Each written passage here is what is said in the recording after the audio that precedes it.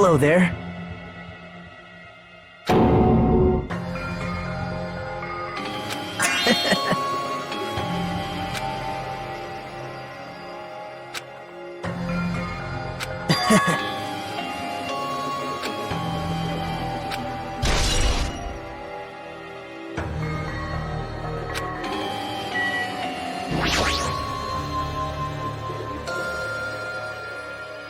Hey.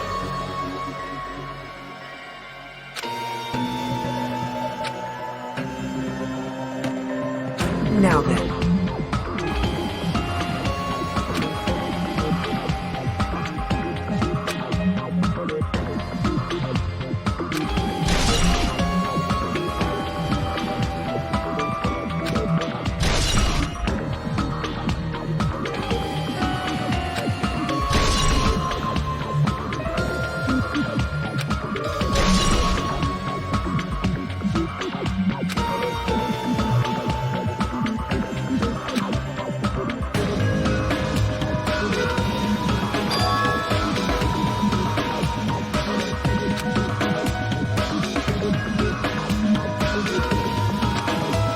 Hey.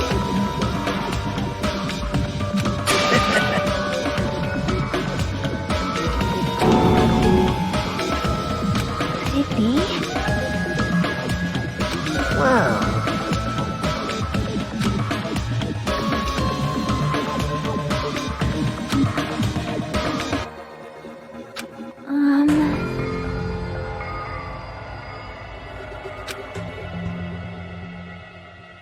Man.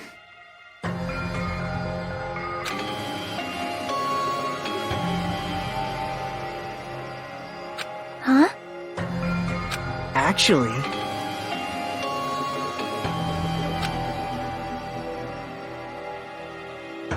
Well...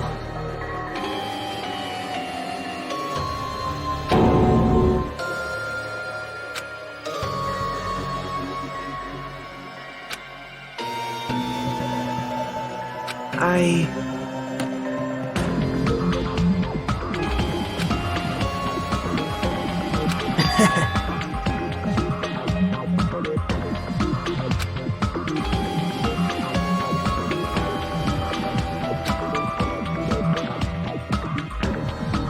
Man. You stay quiet.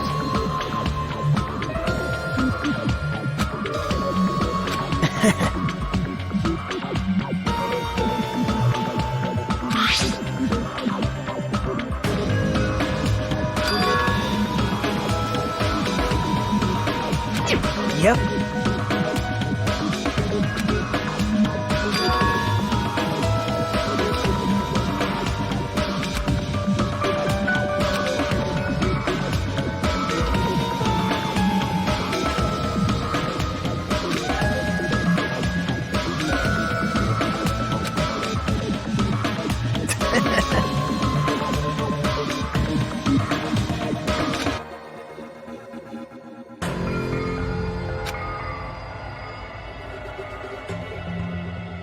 Right?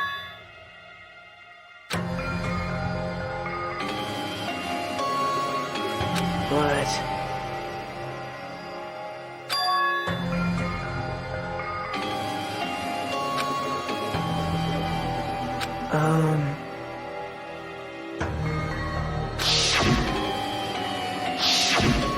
Hey.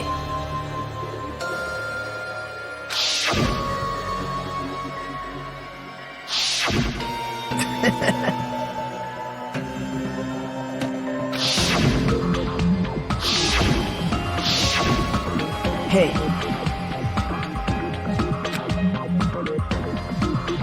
Well...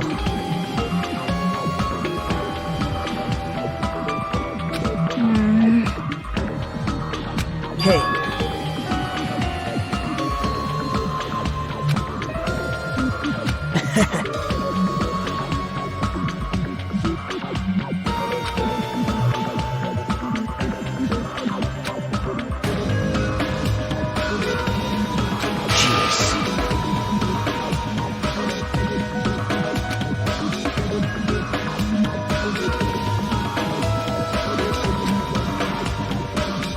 Well...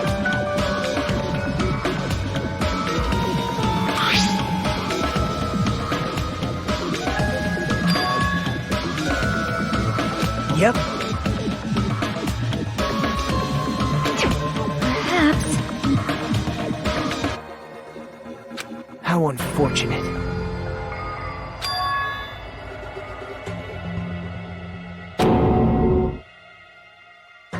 Why? Jeez.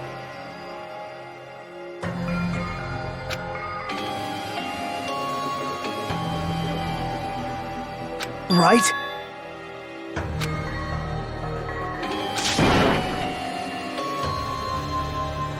Man.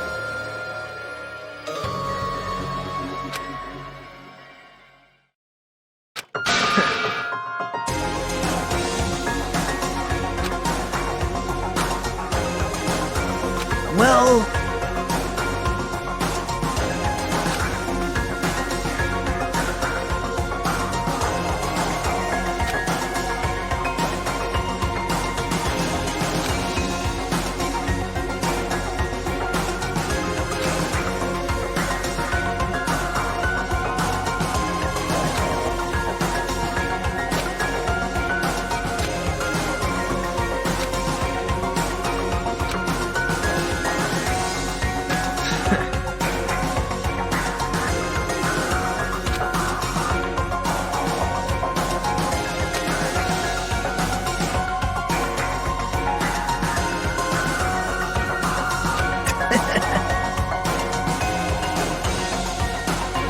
Isn't that right?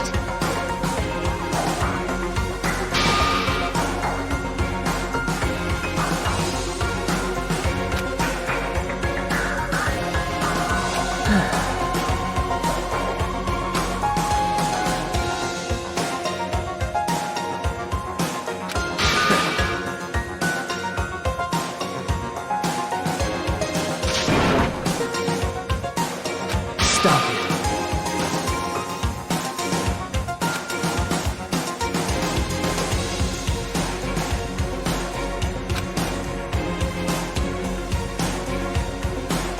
There's no mistake.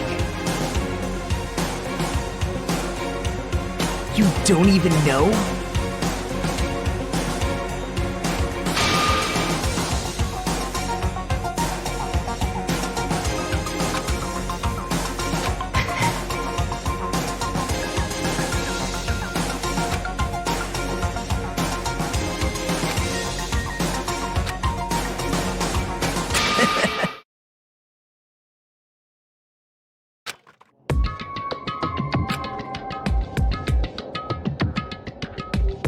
Man.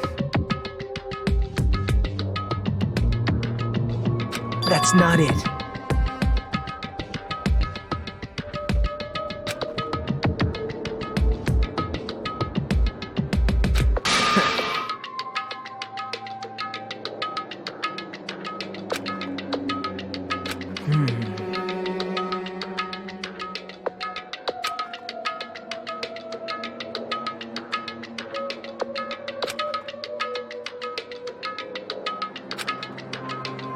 Hey. Hold it. What? Well?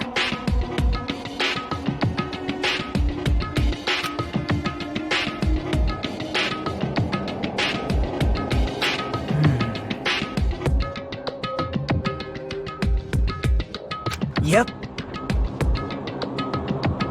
Hey, hey.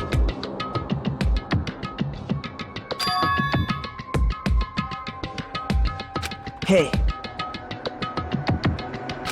So...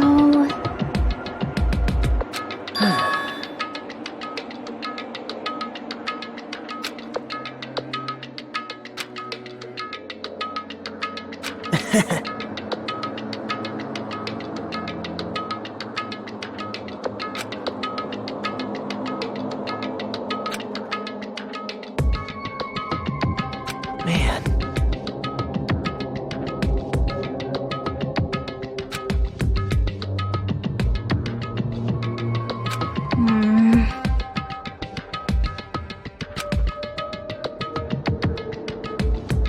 Jeez.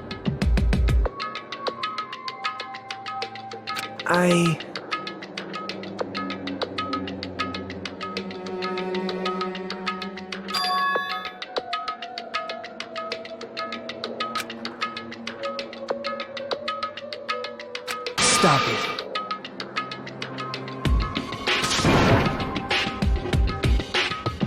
Oh.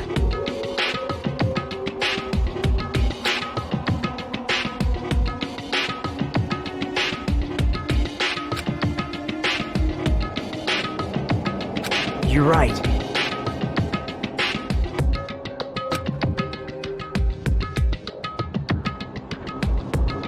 Bye now.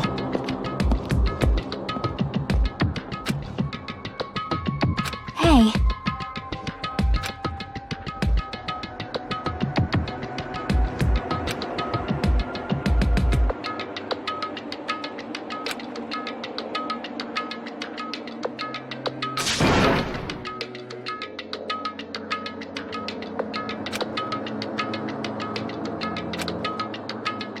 Yep.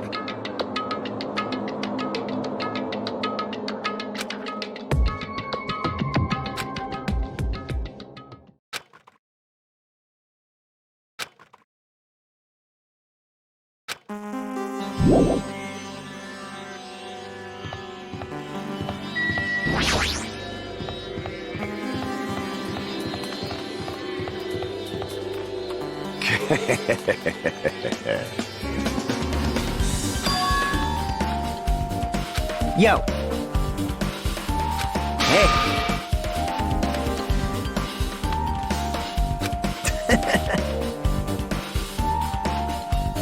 Hey, hey. Hey. Huh?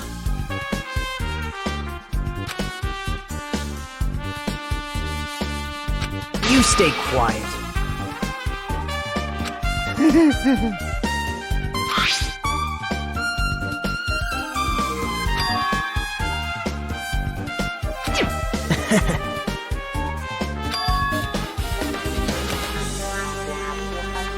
Well, that's obvious. Now then.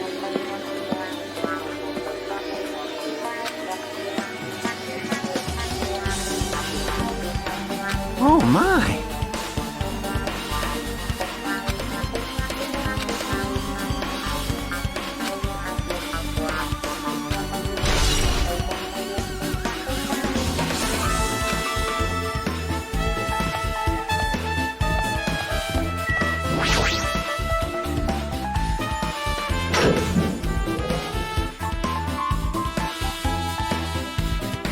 You serious? Damn it! Hey.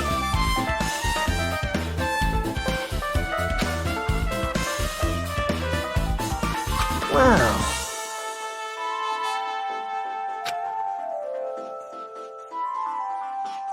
Right? Huh? It cannot be. I won't forgive you. You don't know?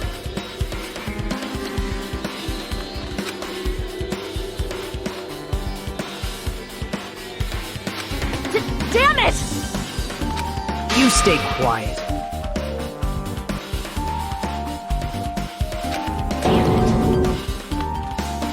Jeez.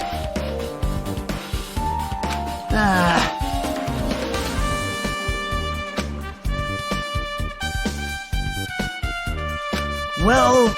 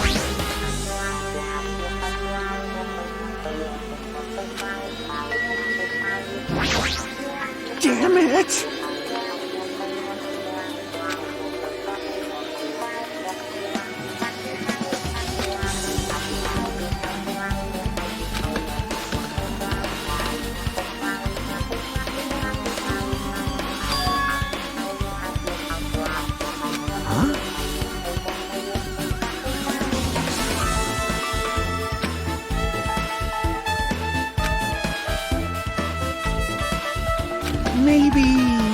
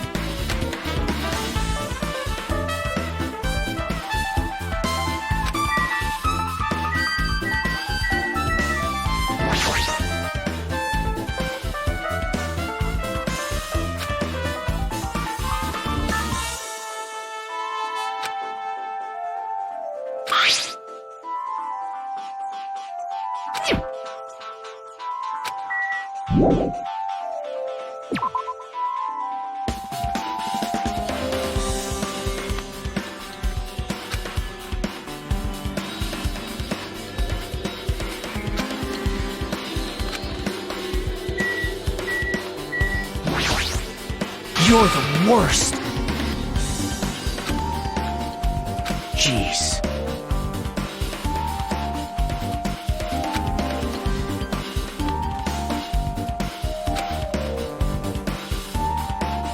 Well...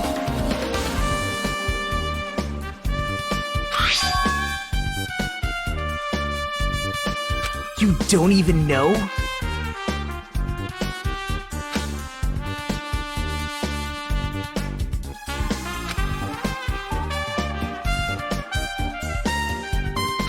Hey.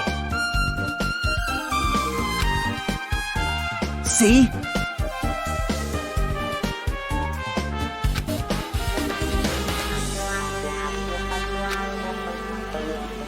Now then.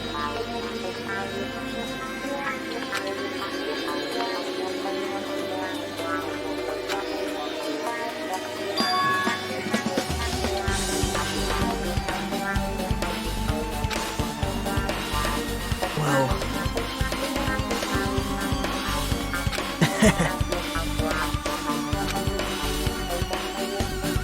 You don't know?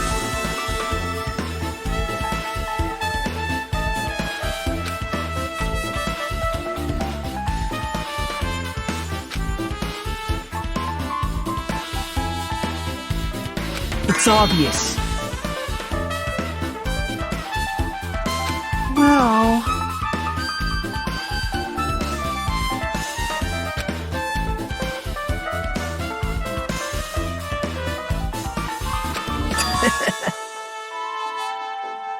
Huh?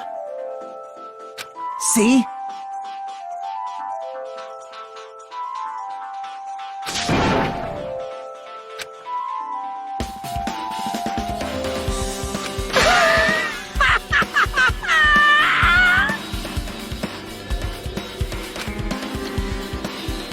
Hey.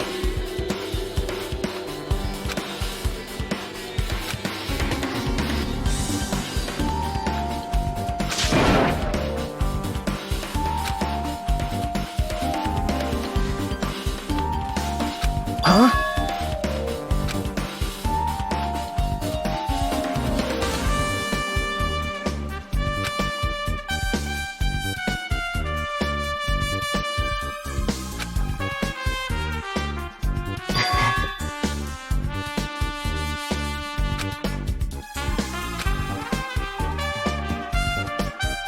Now then.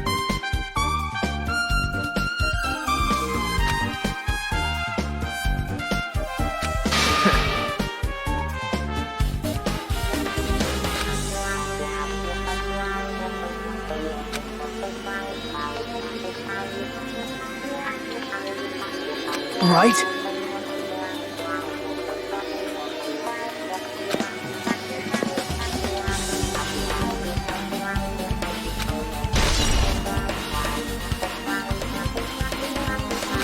Huh?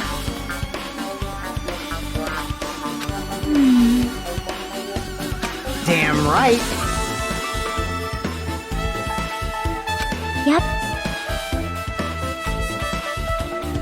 Hey.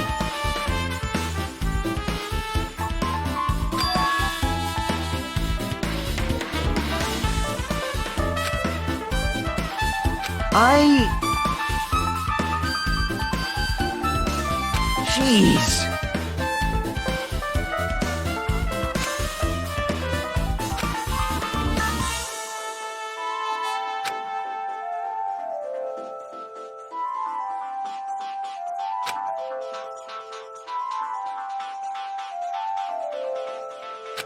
Jeez, you're pathetic.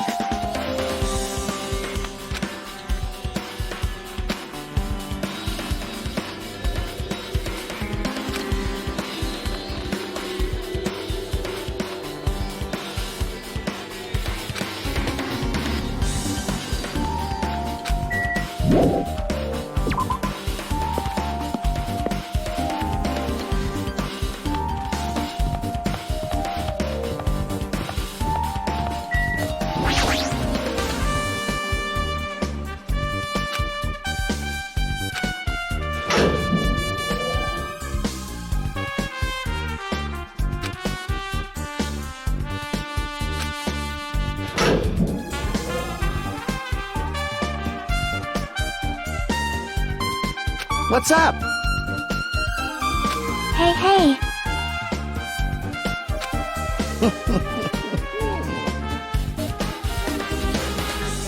You! Hey, hey! Now then.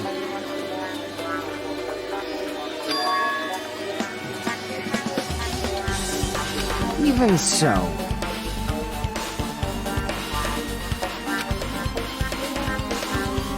Hey!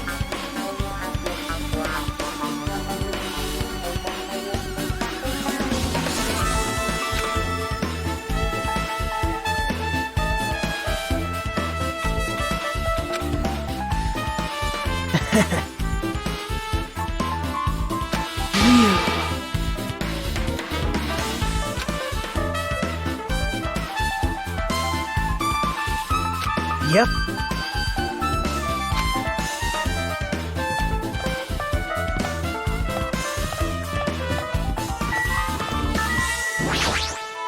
Fine.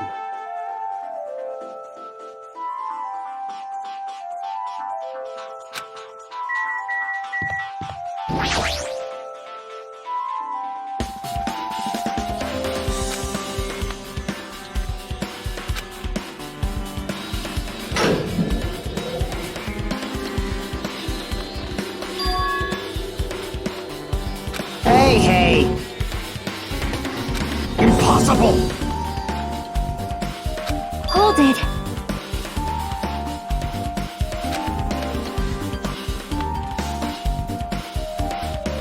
So... Hey, hey!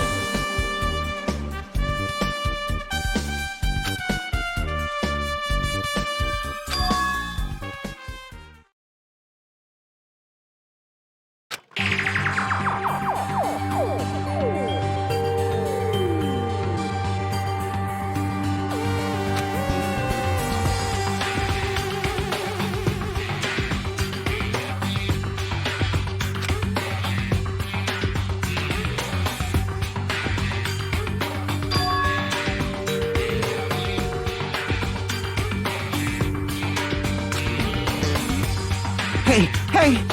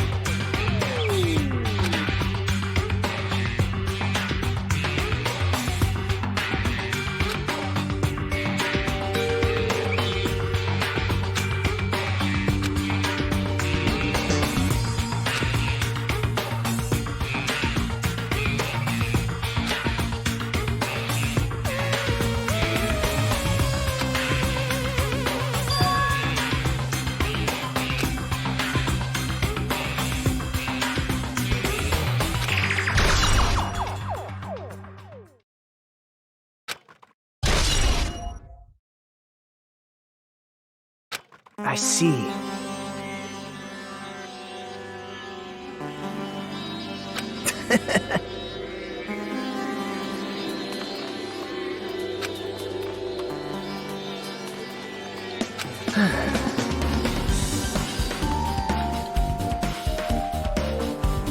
See?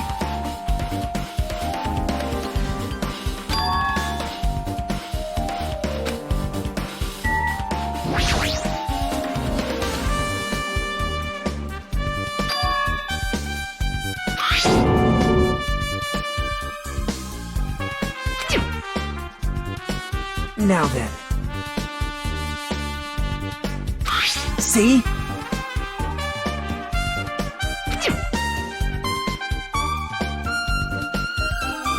Well...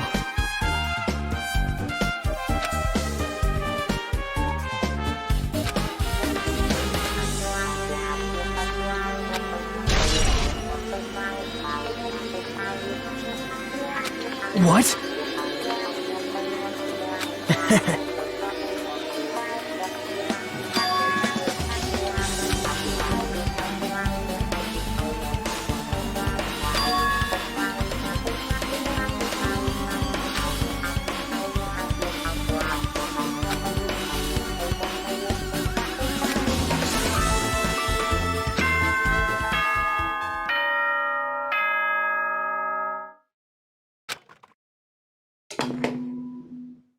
It appears that it's time for the class trial! To tell you the truth, I'm tired. Extremely tired. I feel like spending the rest of my life hibernating already. Man, I know it's bad, but I'm so sleepy. I just want to ditch. Though I really don't feel like it, I'll show you my serious side when you come to the class trial. Even though it's impossible since it's so annoying, you can count on me to take this seriously.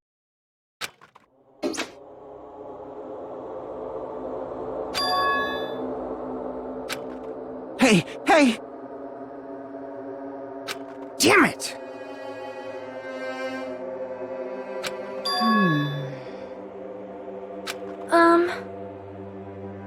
Hey, hey! Hey, hey.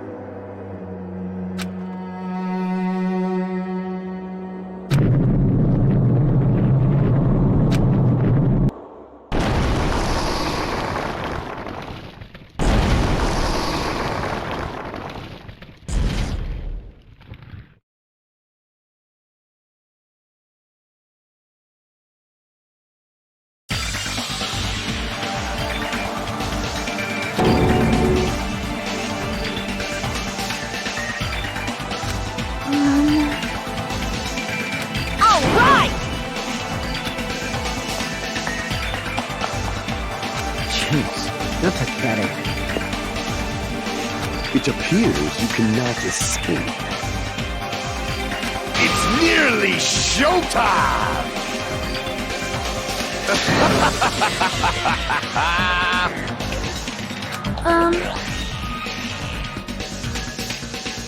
Yep.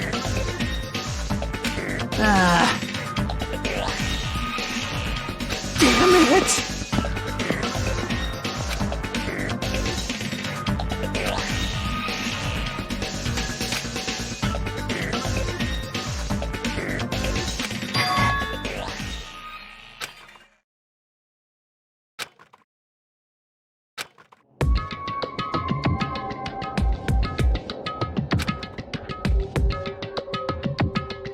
Well...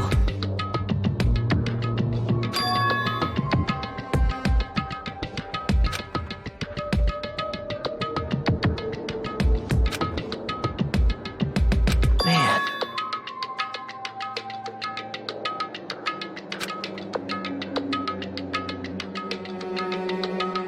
Damn it.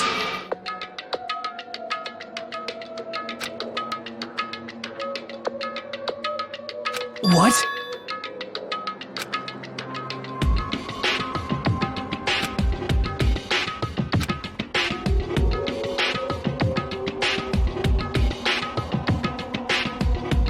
Isn't that right?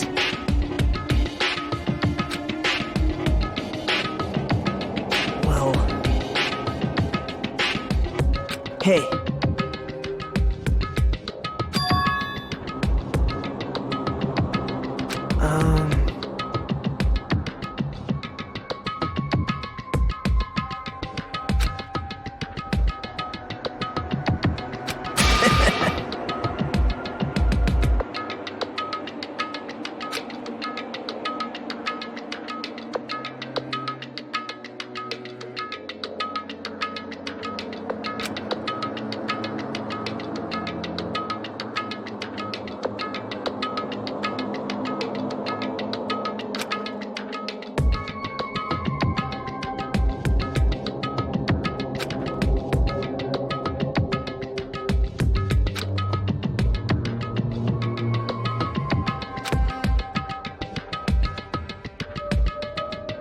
No good at all.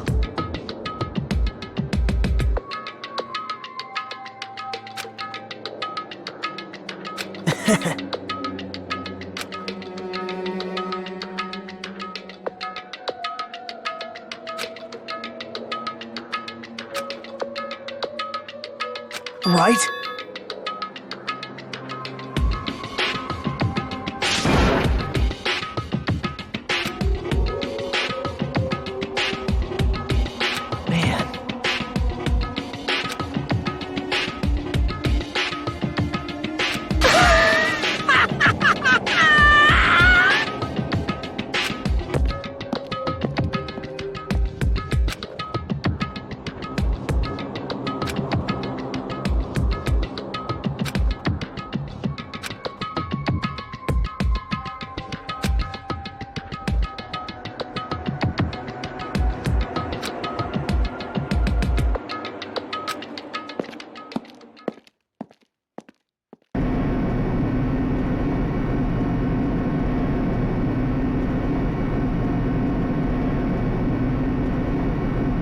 Hey.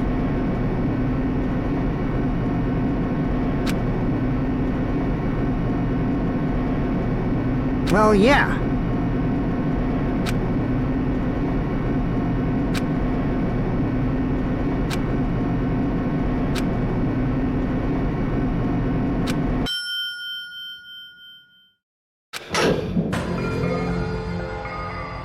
Well now. Yoo-hoo!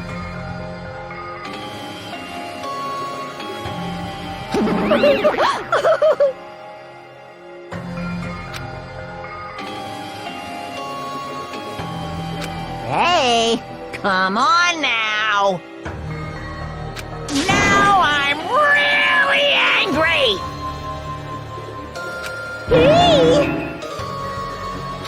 Now then.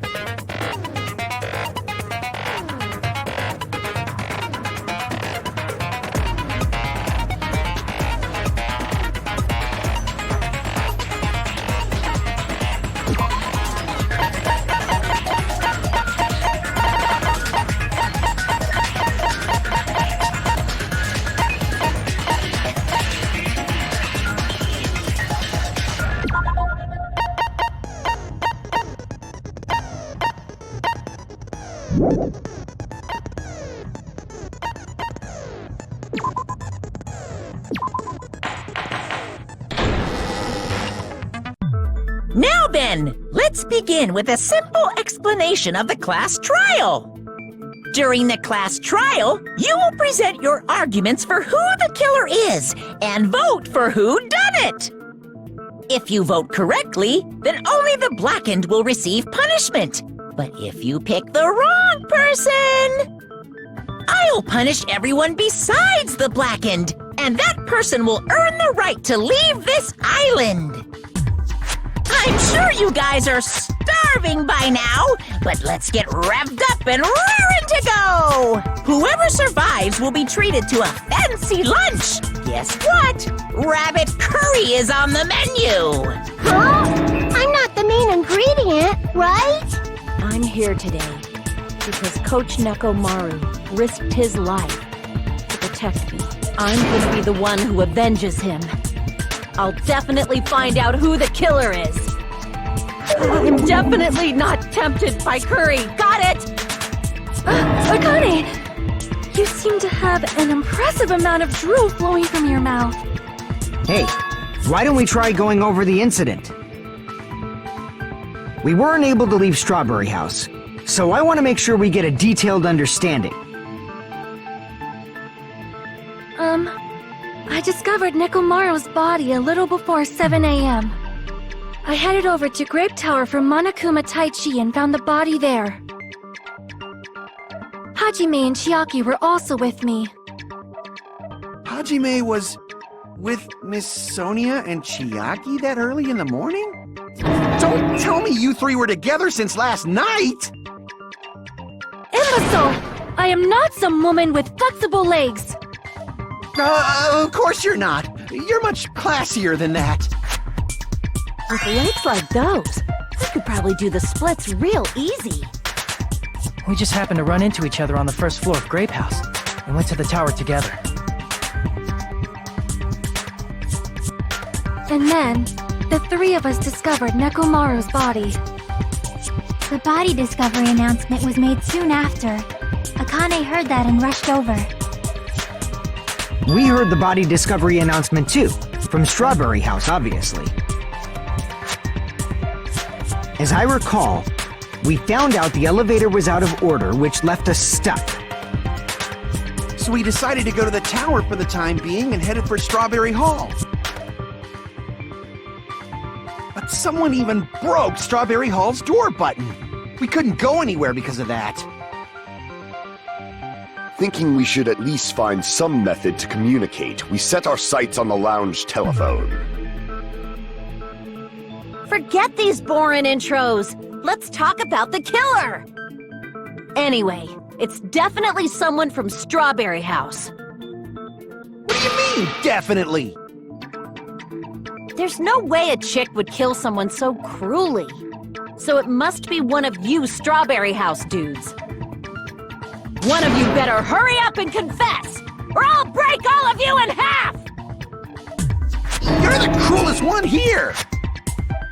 Now, enough with the lovers' quarrel. We need to think about this seriously. We don't have the luxury of discussing irrelevant things. The incident this time has many questions. The incident notwithstanding, I also have many questions. Then let's start with something even Miss Sonia can understand. The weapon.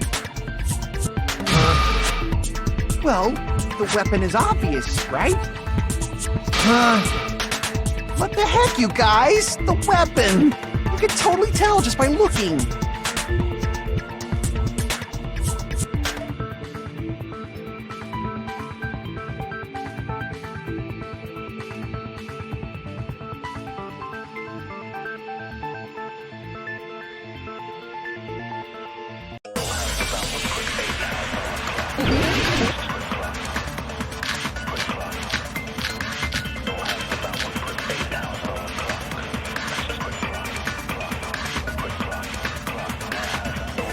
I guess we should figure out the weapon first. The weapon was right there at the scene of the crime! The killer, huh? No, the hammer! The killer used that hammer and beat the crap out of him! If it was unexpected, I suppose that is possible.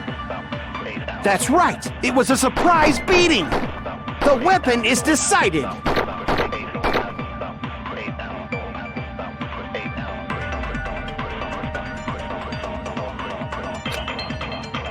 I guess we should figure out the weapon. The weapon was right there. That pillar. No, the killer used that hand and beat the crap. No, that's wrong!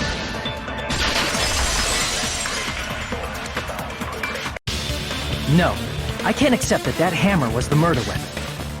Why not? Why can't you accept it? A lot of oil was flowing from Nekomaru's body, just like human blood, right? If the hammer was used to beat Nekomaru, we'd expect some oil to be on it at least.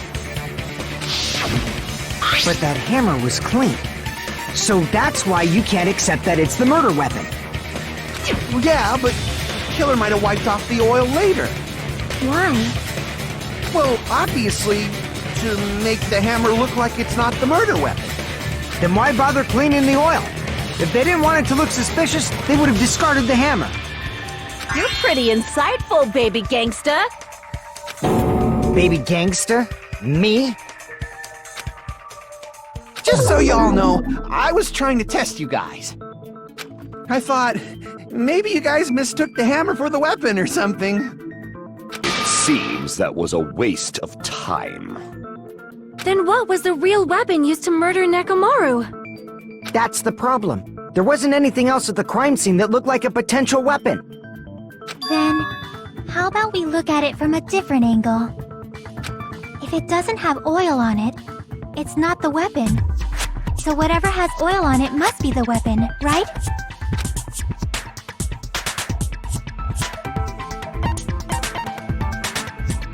I see!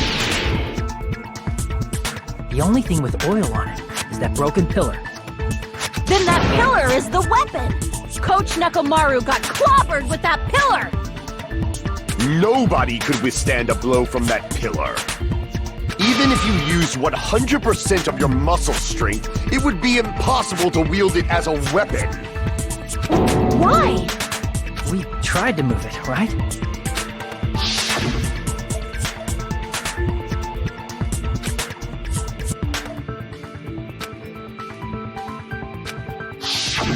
Yeah, that pillar was pretty freaking heavy. But there's one dude who could have lifted that pillar. Huh?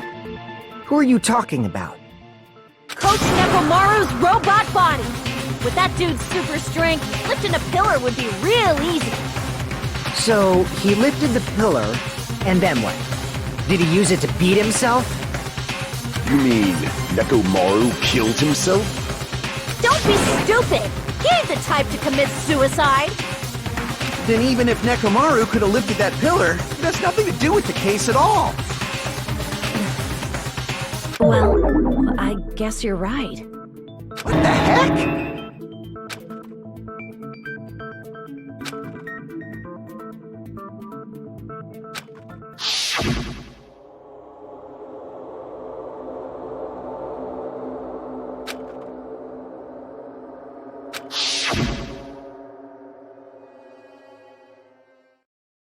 But that's a problem. If it's not the pillar, then there's no other weapon we can think of.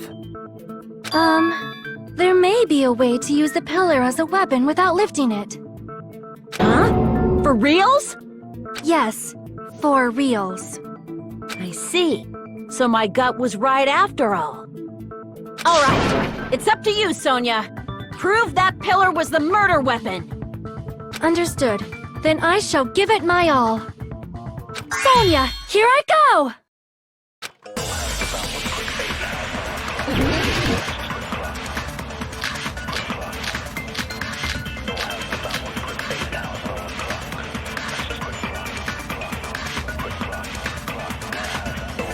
There's no need to lift that pillar. If the pillar was not lifted, beating him with it is beyond a dream. What about tipping the pillar over? They aimed right for his head and bullseye. Even I could probably tip it over.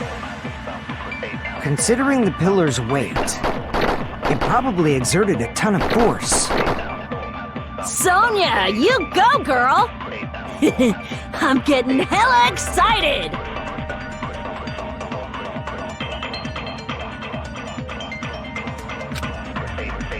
There's no need to lift that pillar. If the pillar was not lit, beating him with it is beyond a What about tipping the pillar over? They aimed right for his head and bullseye. Even I could probably... Considering the pillar's weight, it probably exerted... Sonia! I'm getting hella excited! There's no need to lift that... If the pillar was not lit, beating him with it is beyond a... What about tipping the pillar over? No, that's wrong!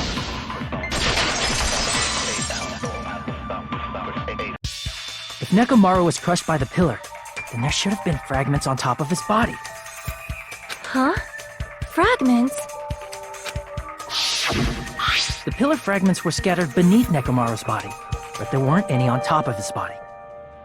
If the pillar had been tipped over and crushed him, the fragments should have been on top of his body instead. I briefly considered that too, but it's probably not what happened. I see. That was entirely my bad. If they didn't tip it over, then how did the killer murder Nekomaru with that pillar? How much longer are you gonna focus on the pillar? Just let it go already! There's no way I can let it go. I'm positive that Nekomaru was killed by that pillar. Why are you so certain about that? I just have a feeling. A feeling, huh? That's just your instincts. But we can't say for sure that that instinct is wrong, can we? There's another way to use that pillar to kill. You guys just haven't noticed it. Is that true? Then I shall ask you, what way is that? You guys, the same as usual. You're unable to clear a path to the future with your own powers, so you just stand there and falter. What a waste of talent. And you all intend to fight the Future Foundation? You make me laugh. What did you say? Regardless, it's not like I want to die with the rest of you. So I guess I should lend a hand. Hey, Nagito, what the hell happened to you? How come you're not talking like a lunatic anymore? I've learned a valuable lesson. Ignorance is by far the greatest shame. Huh? What do you mean? Who cares? Just tell us how the pillar was used to kill!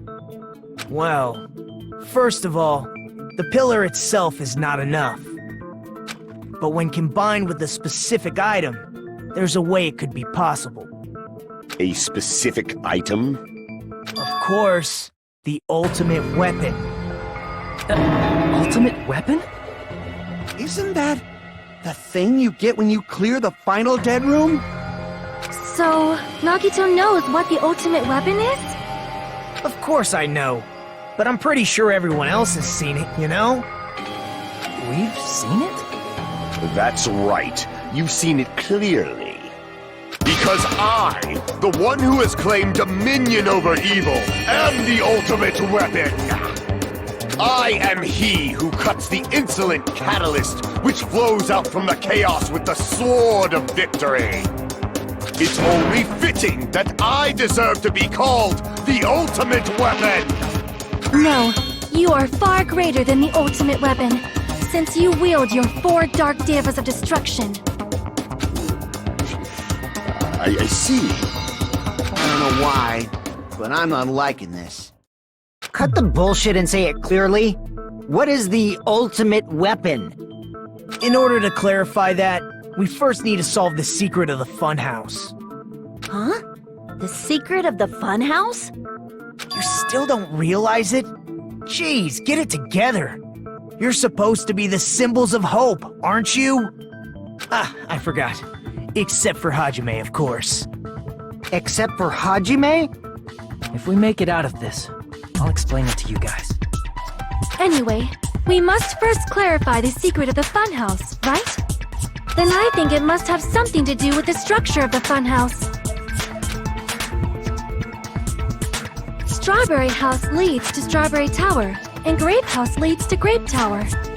But in actuality, they are both the same building, and both houses are linked to the central tower.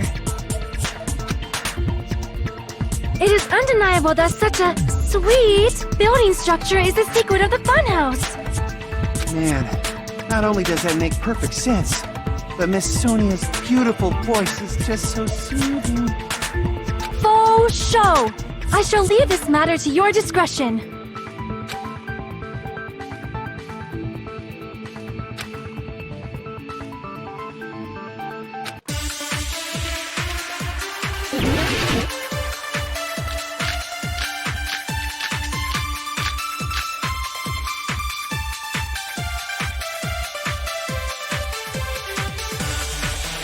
In truth, Strawberry Tower and Grape Tower are actually the exact same place. So that's the secret of the funhouse. Is that really it? It's weird to say they're both the same place. I mean, the walls are different colors. And the designs on the floor are also different. We've already settled this problem. Give it 10 years before you argue with Miss Sonia.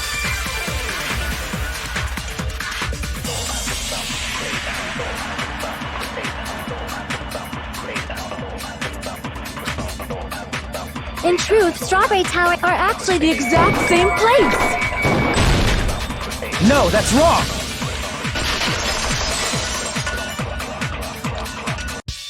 Both of those towers, are they really the same place?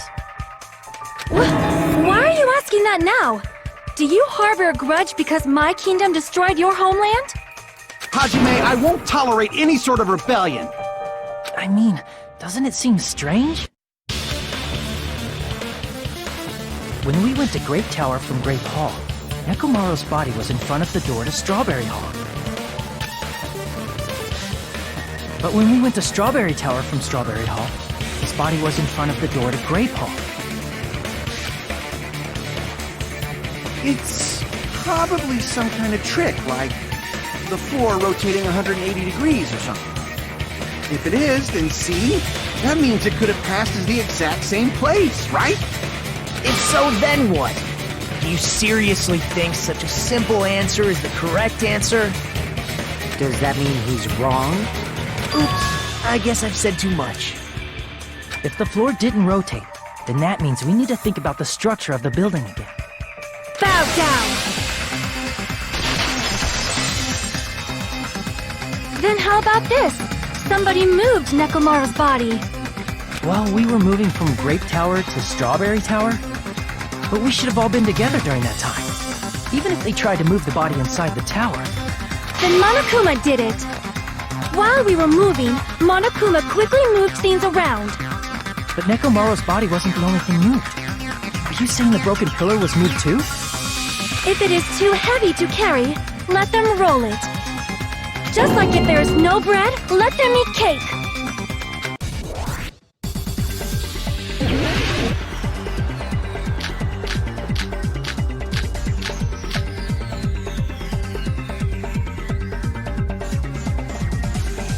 There are many different ways. The body and the pillar could have been moved. The pillar could have been rolled. And Nekomaru could have been moved. I decree it was Monokuma's doing. Moving the body and the pillar in such a short time. That might be hard even for Monokuma, don't you think? It seems you have forgot. Monokuma is surprisingly wielding the power of the future of the pillar, the body, everything at the Allow me to cut through those words! Moving the body and pillar is possible, but it would have been impossible to move the oil on the floor.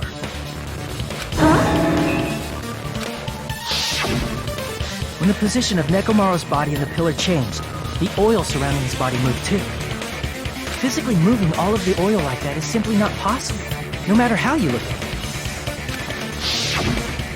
Then it's impossible to think it was moved. I am terribly sorry.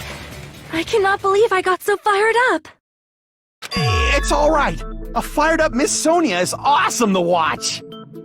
So what really happened? Does that mean the two towers aren't the same building? We can't be certain of that either. Not when the experiment involving the handbook I left on the tower floor was a complete success. Yeah, the e-handbook was still there. That's why we thought the two towers were the same building. If they're not the same building or two different buildings, then what are they?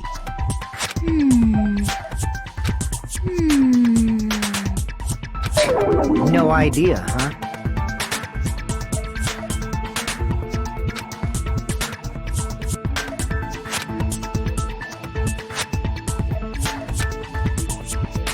Hey, Nagito. I thought it would come to this. I knew my turn was coming up. Fine. I'll tell you guys a big hint that can help you solve the secret of the funhouse. Give us the answer, not a friggin' hint! But then it wouldn't mean anything. I need you guys to do this class trial properly. It's also important for me because it will help me determine something.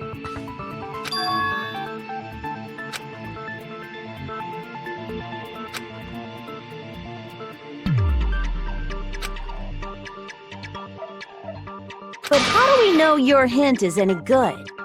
It's suspicious that you're the only one who knows it. I have a good reason for that.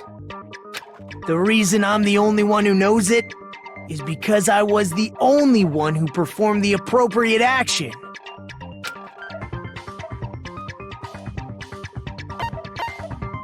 I see! You're talking about the final dead room, right? You cleared the life-threatening game there and found something, didn't you? That's right. The hint is what I saw after I cleared it. In the depths of the final dead room, there was a hidden room surrounded by concrete. And there, a small conspicuous window waited, all by itself. From that window, I saw some very strange scenery. Strange scenery? Instead of explaining it, it might be faster just to show you. At an opportune time, I found a perfect camera in the final dead room. You took a picture? Yep.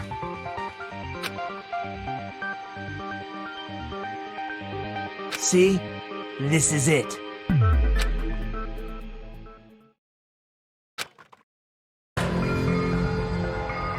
Let me explain it to you again. I took this picture on the first floor of Strawberry House, from the secret room within the final dead room. But don't you think it's weird? If the funhouse's structure is what you guys have been thinking, then there's lots of things that don't make sense in this picture, right?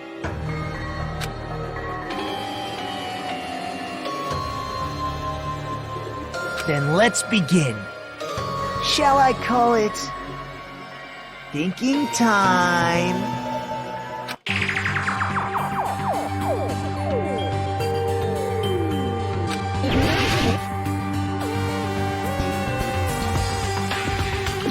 Here! You said this photo was taken from the hidden room inside the final dead room, right? If that's the case, then that means it should have been taken from the first floor of Strawberry House. Yeah, it should have been. Then this is definitely strange. This photo doesn't look like it was taken from the first floor. The angle suggests it was taken from higher up. I see. And is that it?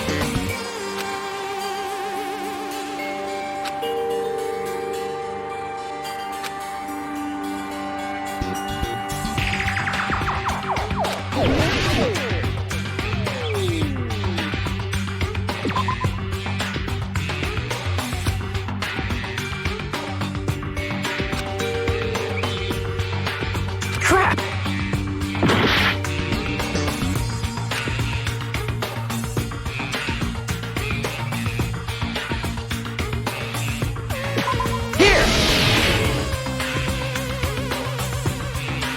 the structure of the funhouse is what we thought it was.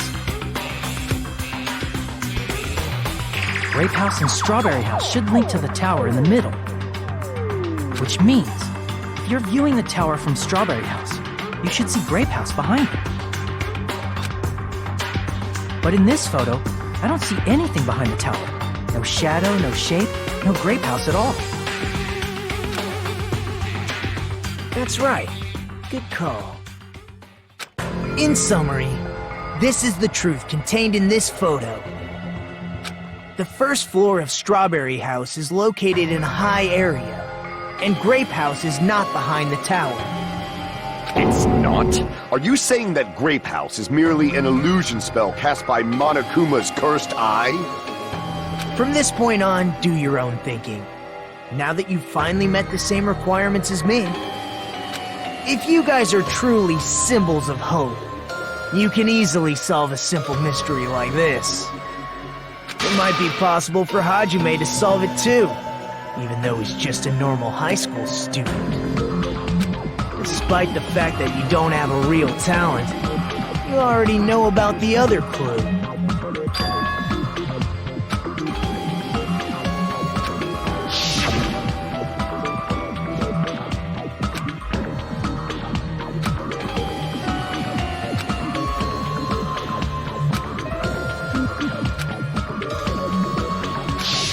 You're referring to when you suddenly appeared on the second floor of Grape House, right? I'm asking you just to be safe. At the time, where do you think I came from? The top floor, right? Such sharp eyes. So you realized it already? Top floor. So the third floor? But the Monokuma archive should be the only room on the third floor of Grape House. What does it mean?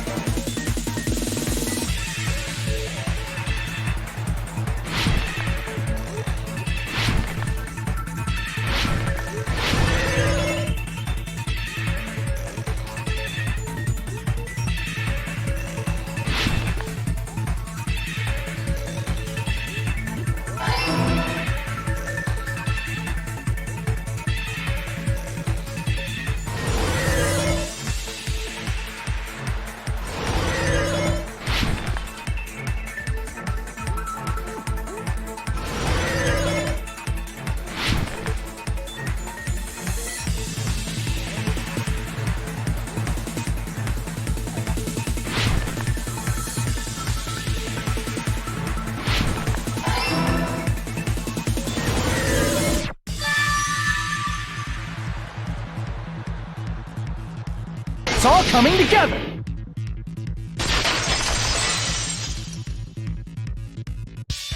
Got it. I know the secret of the funhouse. Then let me hear it.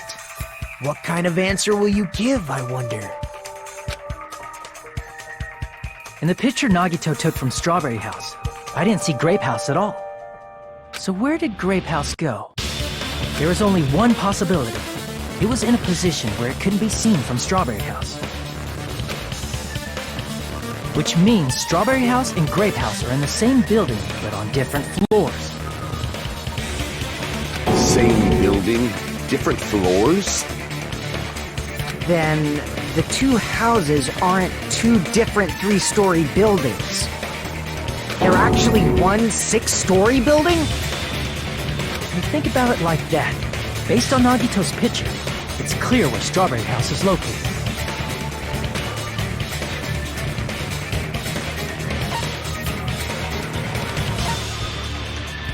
I see! On top of Grape House. That's where Strawberry House is located.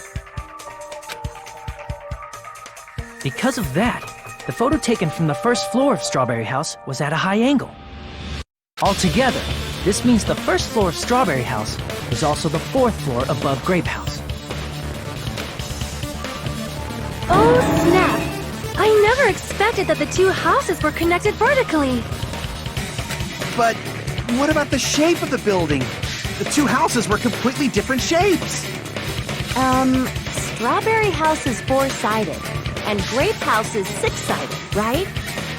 It never occurred to us that they were the same building because it was structured with two different shapes. A quadrilateral and a hexagon, overlaid atop each other to misdirect how we would perceive them. And it worked, didn't it? Disregarding the tower, we fully believed the two houses were two separate, distinct buildings. In order to conceal the unique design of the funhouse, Monokuma put us to sleep so we couldn't look at the outside of the building when he brought us to it. You've just been Kuma'd!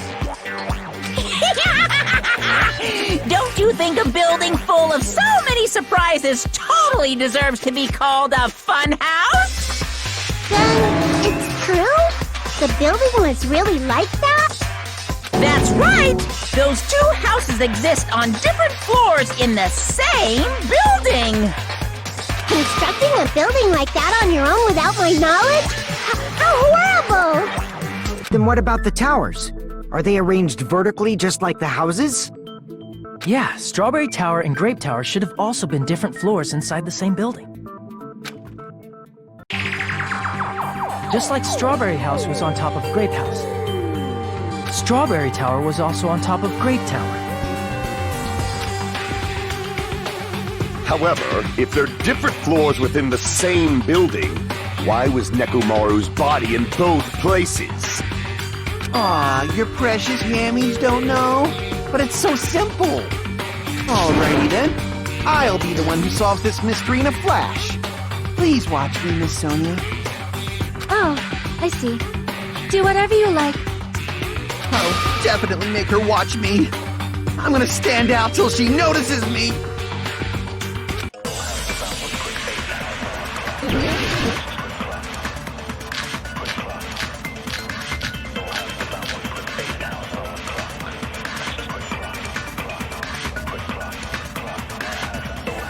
I'm gonna solve this mystery in a flash. Then hurry up, dumbass! One of the bodies in one of the towers was actually a dummy. You mean a fake body? Nekomaru died with a mechanical body. It should be possible to construct a dummy from spare parts. You're magnificent, Gundam! No fair! You totally stole my spotlight! So which one was the fake body?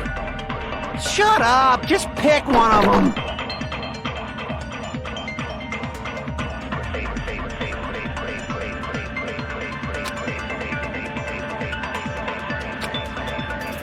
I'm gonna solve this mystery in a flash!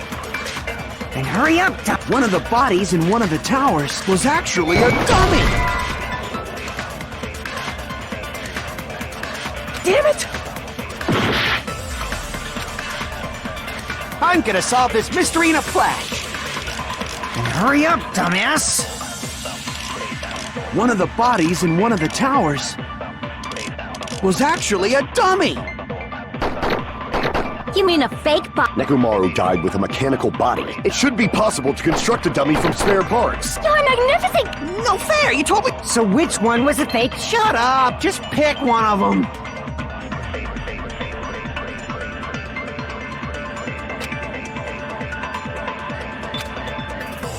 I'm gonna solve this mystery in a flash! Then hurry up, dumbass! One of the bodies in one of the towers was actually a dummy! You mean a fake body? Nekomaru died with a mechanical body. It should be possible to construct a... You're magnificent! No fair, you told... So which one? Shut up! Just pick one of them.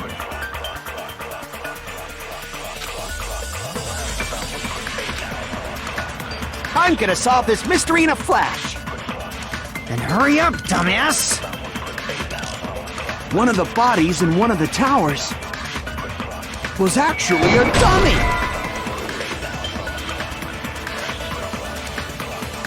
Damn it! I'm gonna solve this mystery in a flash! Then hurry up, dumbass!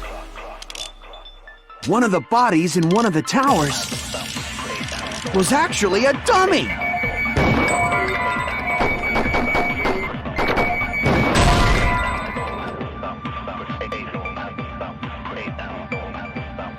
Damn it! I'm gonna solve this mystery in a flash! Then hurry up, dumbass! One of the bodies in one of the towers was actually a... No, that's wrong!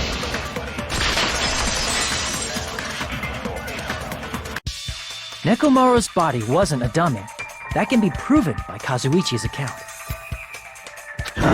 Me? Remember? When we moved from Grape Tower to Strawberry Tower, we thought the body had moved. And that's when you said...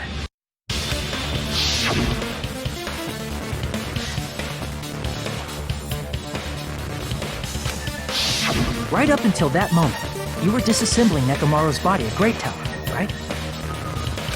The killer couldn't have known how you'd take apart his body, so they couldn't have built a dummy.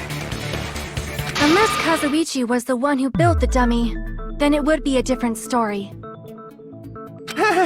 Miss Sonia, that's a pretty harsh joke. You are joking, right? It's alright. Kazuichi is not the killer. If he was, he wouldn't have fixed the elevator or the button in Strawberry Hall. It'd be much more convenient for the killer if it stayed broken. I see. That is disappointing. I'm even more disappointed. However, even if Nekomaru's body wasn't a dummy, it's meaningless if we don't have the important answer. The reason Nekomaru's body was in both towers, even though it was supposed to be on different floors. Maybe it was simply moved? The body moved to a different floor? You can't think of a device like that? A device that moves things to different floors in the same building?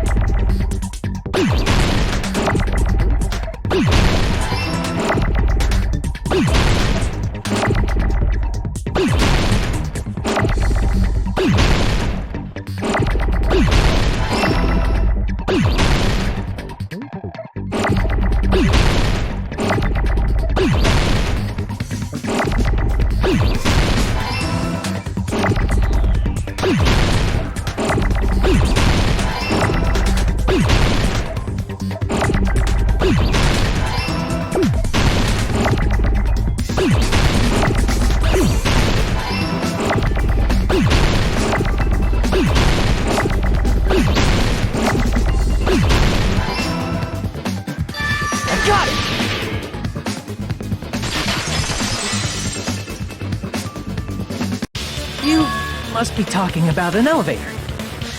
What? Are you saying Nekomaru's body was transported using an elevator?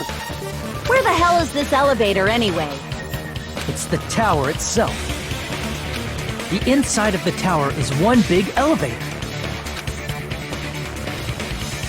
Which means the tower was designed so that the whole room goes up and down like an elevator. So whether you enter from Strawberry Hall or Grape Hall, it all leads to the same room, right? So that's why we could only enter it from one side or the other. Now that you mention it, sometimes when I pressed the door button, it took a while for it to open. I see. We were basically waiting for the room to arrive, just like an elevator. Please hold on. If the inside of the whole tower ascends and descends like an elevator, then why is there a picture of a strawberry on the far back door when you enter from Grape Tower? And a picture of a grape on the far back door when you enter from Strawberry Tower? If the room just moves up and down like an elevator, there's no reason for the doors to change. Plus, after the incident, the far back door in Grape Tower had chains wrapped around it, right? But when we entered Strawberry Tower, those chains were gone. Not just that, but if I remember correctly, even the doorknob was broken off. There are too many strange things. Was that tower really an elevator? When you see people and things, make sure you focus on the good parts instead of the bad. What did you say? So, let's put aside what's changed and focus our attention on what hasn't. Why do we have to do that? It's fine. Come on. What does everything that hasn't changed have in common?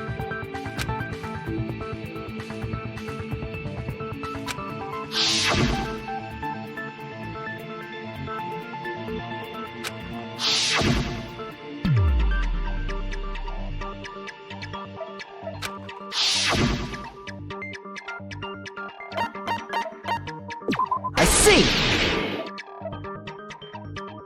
Is it safe to say that all the items on the floor didn't change? And? And? Why did the picture on the far back door change? If you can figure that out, you'll have the answer. The reason is because that elevator has something unique about it.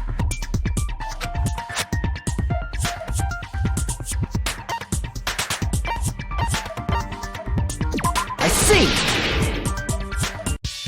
So that's it. The elevator was designed so only the floor moved. Only the floor moved?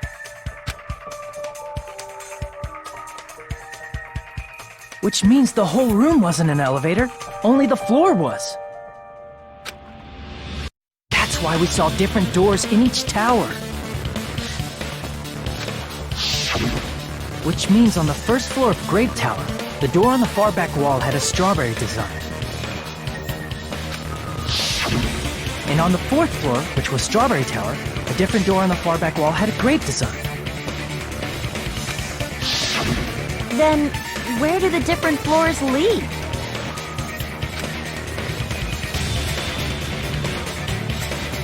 I want to say they lead outside, but they're probably just for show. Just for show? Why was something like that necessary? So we'd falsely believe that the doors were connected to where their picture signified. It was actually very effective. Because of that, we totally misunderstood the building's structure. I don't get it. But I guess it means whoever designed this building had a totally twisted personality. Did you hear that, mon ami? Don't blame this on me. Take responsibility for yourself. Then I'll take responsibility and gently caress you. Like, there's no way that's gonna happen. Stop with the tasteless jokes. By the way, what does the chain on the far back door in Grape Tower mean? It was probably wrapped there by the killer to keep us as far from Strawberry Tower as possible. Why? Because of that chain. You guys thought you couldn't enter there, right?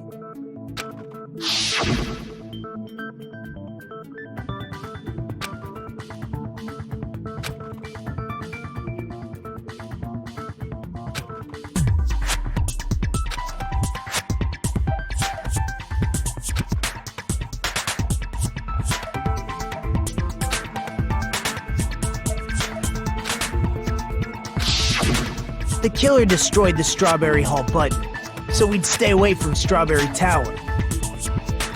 Everything was done to tamper with the evidence, so we wouldn't find out about the secret of the funhouse. The appearance of a body in the tower would contradict what we thought we knew about the building. In that situation, if we'd gone to Strawberry Tower, we'd have seen that contradiction firsthand. And using that as a clue, we might have discovered the truth. The truth that the two houses and the two towers are actually one complete vertical building. The killer wanted to keep us from learning that. That's why they made us stay away from Strawberry Tower. They destroyed the button and wrapped a chain around the door just for that? Would it really have inconvenienced the killer if we learned the true structure of the building? It would have been a major inconvenience. After all, this funhouse is strongly connected to the ultimate weapon that killed Nekomaru. Hold on. You're progressing much too quickly. There's still a contradiction concerning the building structure. What a pain. It's fine already. Gundam, please proceed. You said earlier that Strawberry House and Grape House are connected vertically, right? If so, how does the contact elevator supposedly transport us from one house to the other? If that elevator moves vertically, then when your back is facing the elevator, both towers should be on the same side. But does this reflect reality? Inside Grape House, Grape Hall is on your right when your back is to the elevator. And inside Strawberry House, Strawberry Hall is on your left when your back is to the elevator. Which means the houses are on exact opposite sides of the tower. Answer me, fiend! What does this mean? What does this mean?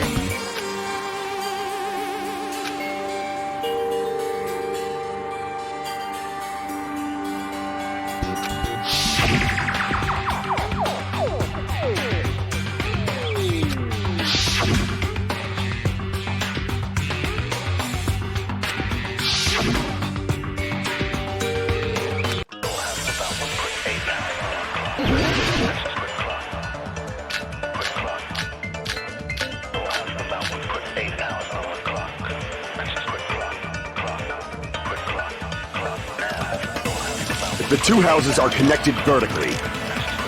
The elevator should move. Vertically, not horizontally.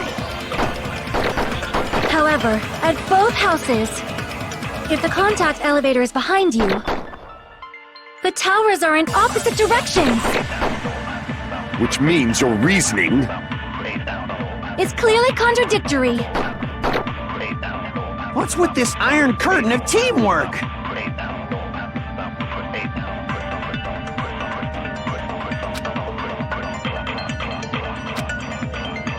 If the two houses are connected The elevator should move. vertically, not horizontally. However, if the the towers are in opposite directions. Which means your It's clearly contradictory. What's with this iron curtain of teamwork? If the two houses are connected The elevator should move. vertically, not horizontally. No, that's wrong!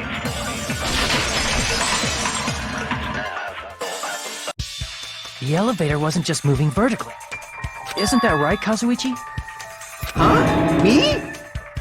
Come on, you used the elevator while you were holding that compass Nagito gave you, right? Oh, that. Yeah, it was pretty strange. From start to finish, somehow the compass needle rotated 180 degrees. Rotated 180 degrees?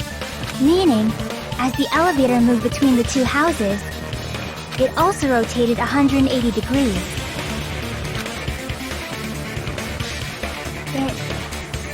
It was probably following the building's perimeter as it rotated to the other side. Which means the exit would be on the opposite side once you arrived at the other house, right? And thanks to that, the tower we saw on our right side when we arrived at Grape House appeared on our left side when we were at Strawberry House.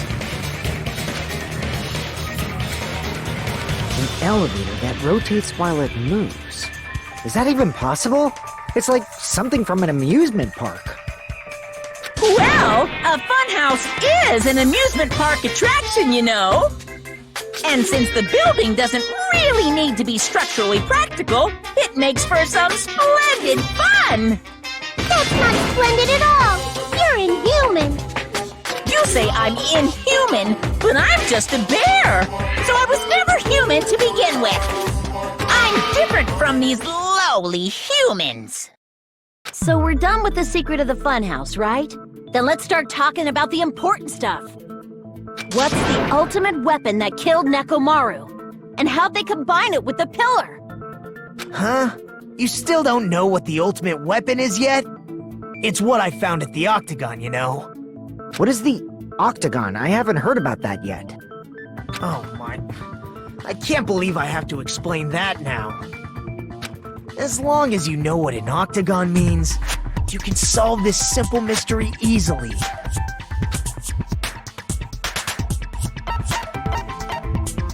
I see! If I recall, an octagon is a shape with 8 sides, right? I didn't expect you to know that. For a substitute reserve course student, you're quite knowledgeable. I guess I should continue listening. Where is the place befitting of the name Octagon?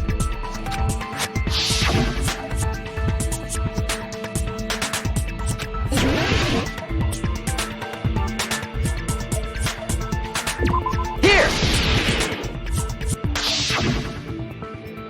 You're talking about the secret room surrounded by concrete in the depths of the final dead room. Why is that place the Octagon? You know how the 4-sided strawberry house is on top of the 6-sided grape house? If you cut a 4-sided shape out of a 6-sided one, you get 8 edges. It becomes an 8-sided shape. That's basically the gist of it. The true identity of the Octagon is that secret room in the depths of the final dead room. In actuality, that place contained various weapons. Then the ultimate weapon was there too? That's a little different. I learned the true identity of the ultimate weapon at the Octagon. Learned? The true identity of the ultimate weapon is the funhouse. Which means the killer used the building structure as their weapon and killed Nekomaru. Like me, the killer probably realized the secret of the funhouse from the scenery. And then thought of a way to kill making use of the building structure. The funhouse itself is the weapon, so they killed using the building structure? That's why the killer tried to keep us from learning the mystery of the building. But more importantly, using the building itself as a weapon? Such a spectacular crime. It truly deserves to be called the ultimate weapon.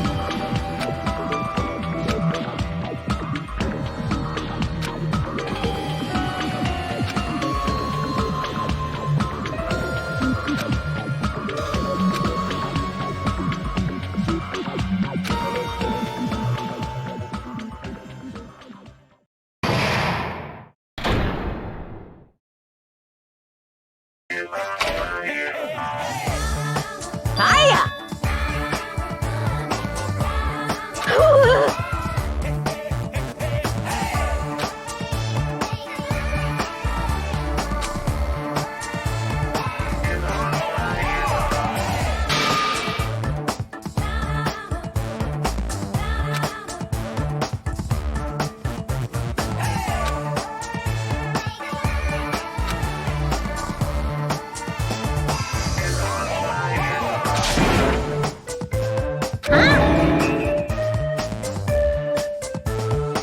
Okay, everyone, all together now!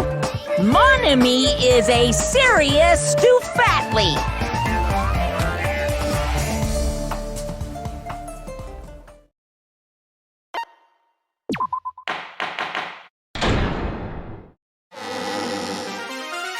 Hello! I hope your day is well.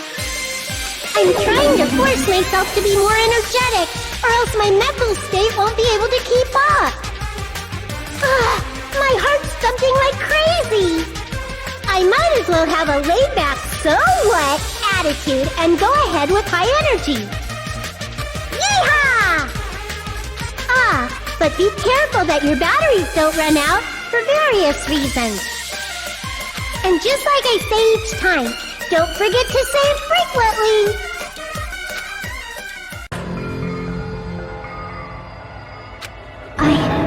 I never expected the funhouse itself to be the ultimate weapon. Oh well, let's just press on ahead. Is it really alright to accept a situation so easily? I mean, that's not what's important. The thing that's really important is the killer who used the building structure. Like, who's Nekomaru's murderer? But is it really okay to believe the building is the weapon? Nagito said it, you know. There's no way I'd lie at such an important moment. I don't want to die either. What happened to the bastard who kept saying how much they didn't mind dying? He's right. There was a time when I thought I could become a stepping stone for your hopes, but I will sincerely retract that remark. Retract? I'm disappointed too, you know. If this was a murder for the sake of hope, I'd happily sacrifice myself. You say such falsehoods, per usual. There is no such thing as murder for the sake of hope. Murder is simply murder. Forcibly sacrificing others for one's own desires. Even one as diabolical as I would avoid such actions. I see. It's fine. Let's just leave him alone and find out who killed Coach Nekomaru as fast as we can. Just so you know, it's not like I'm getting hungry or anything, you know. Akane! You were drooling waterfalls? Anyway, if the killer used the building structure, why don't we think about how they used it? How they killed Nekomaru. It might be better if we clarify the cause of death first, don't you think?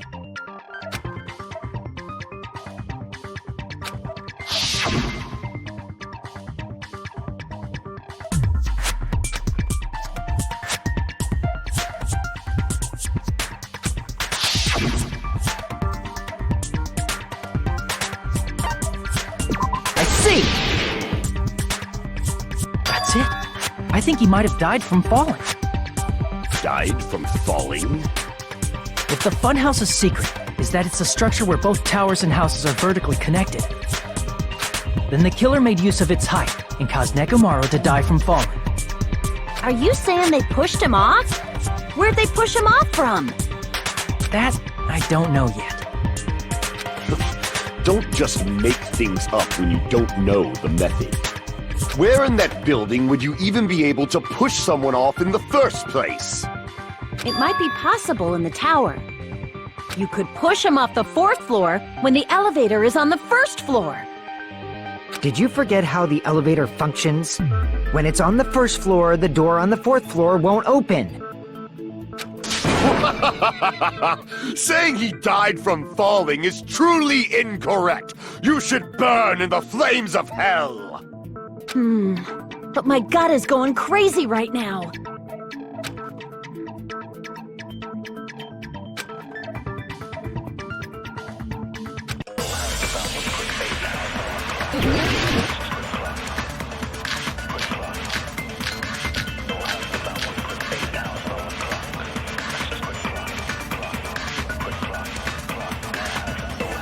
When the elevator is on the 1st floor, you can't go through the door on the 4th floor. It'd be impossible to shove off the victim from up there. Then, how about this? After locking Nekomaru inside the elevator, They moved the elevator from the 4th floor to the 1st floor and made use of the drop. Hold on! Did you forget the elevator has a sensor? As long as there's a moving object inside, the other door won't open. Which means the elevator wouldn't have moved either. That must be the threshold of that elevator.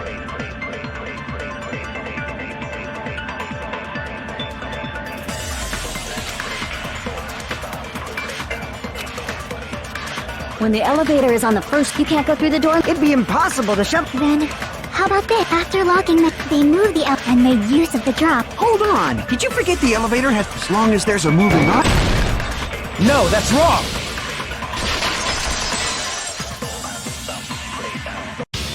That sensor should only work if something is moving. If Nekomaru wasn't moving inside, the elevator sensor wouldn't have detected anything.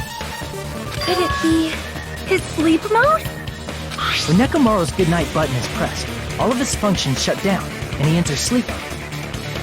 If he's in sleep mode, the elevator sensor wouldn't have noticed it, right? I see. So that's how... However, even if they moved the elevator in that manner, Nekomaru would have just moved along with it. There would have been no drop for him to fall and die from, yes?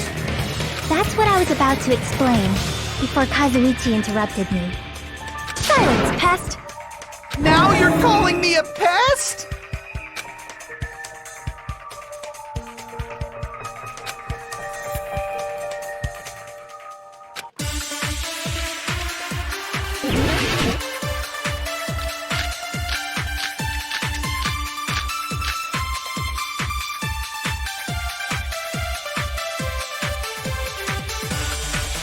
If you arrange it a certain way, you can cause the drop within the elevator. So you're telling us all to think about the arrangement, right? That arrangement is... The hammer is suspicious. Isn't it about time we went over the pillar again? What about the oil on the floor? The doorknob on the floor seems suspicious. How about we all shut up and listen to what Chiaki has to say? Silence, pest! Don't be so cold. What if I start to enjoy it?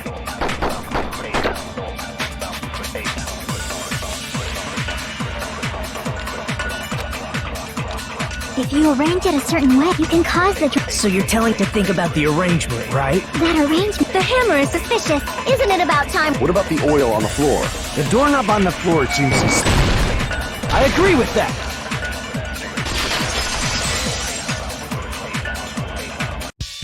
Didn't the doorknob have scrape marks on it? That might have been where it got scraped by the wire. Is that the same wire that was tied around Nekomaru? The tip of that wire was tied into a loop. If the elevator moved while that loop part hung from the doorknob... If they did something like that, he would have been suspended in midair! That's right. He was suspended in midair. Huh? The killer tied up Nekomaru with the wire while he was in sleep mode. Tied the tip of the wire into a knot and hung it on the doorknob to the 4th floor. With that, they moved the elevator from the 4th floor to the 1st floor of Grape Tower. And suspended Nekomaru in midair. That's right! He was so well hung! Kinda like... You better not finish that sentence! The killer took advantage of the elevator's unique feature. Only the floor moves. By doing that, they created a drop so Nekomaru could fall to his death. Too easy! So what if they created a drop? There's no way you can make him fall and die with just that! Why? If Nekomaru is suspended in midair like that, then how do you get him to fall? Because if he's suspended in midair, he won't die if he doesn't actually fall.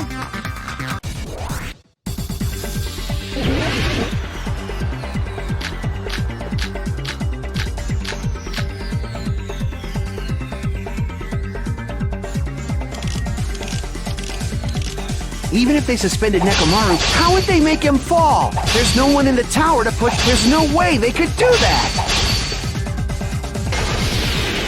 It doesn't mean someone had to push him off.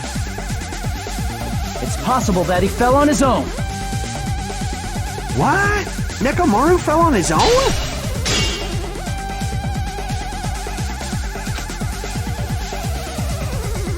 Crap! What? Nekomaru should have still been in sleep mode, right? Allow me to cut through those words! What do you think would happen if Nekomaru woke up while he was suspended upside down in midair? What are you saying? Like, how would he even wake up? He has an alarm inside his body. As long as it was armed, it would have deactivated his sleep mode. Which means the killer set the alarm before they suspended Nekomaru. If you woke up from an alarm and realized you were hanging upside down and had no clue why, if something like that happened to you, you would start panicking a lot, right? Instinctively, your body would start moving. Nekomaru probably did exactly that. And then, in order to make him fall from the force he was generating, the wire was hung on the tip of the doorknob so it would easily slip off. In actuality, the scrape marks caused by the wire were near the tip of the doorknob, right? But Nekomaru didn't fall because the wire came off, right? He fell because the entire doorknob came off. When Nekomaru awoke, he must have struggled much more than expected, which caused the doorknob to break off. Was that unexpected for the killer too? Well, that's probably it. If they knew it'd leave behind evidence like that, they would have at least tried to do something to cover it up.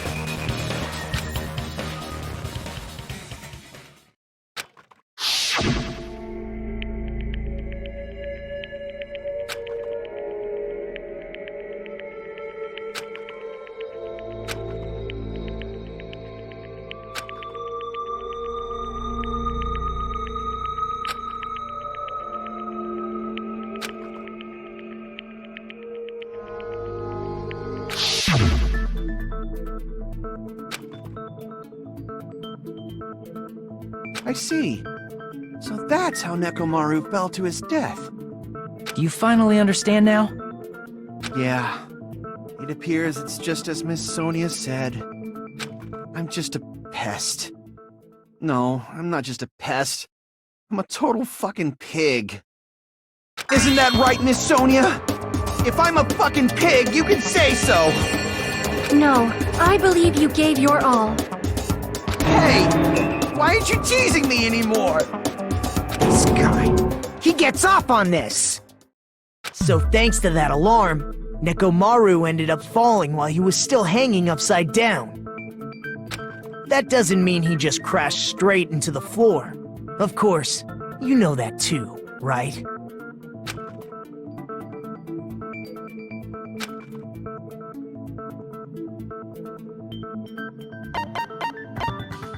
I see! When Nekomaru fell to the floor, he ended up colliding with the pillar. Isn't that it? Finally, the pillar! So that's how the pillar shattered, and why oil was spilled all over the place.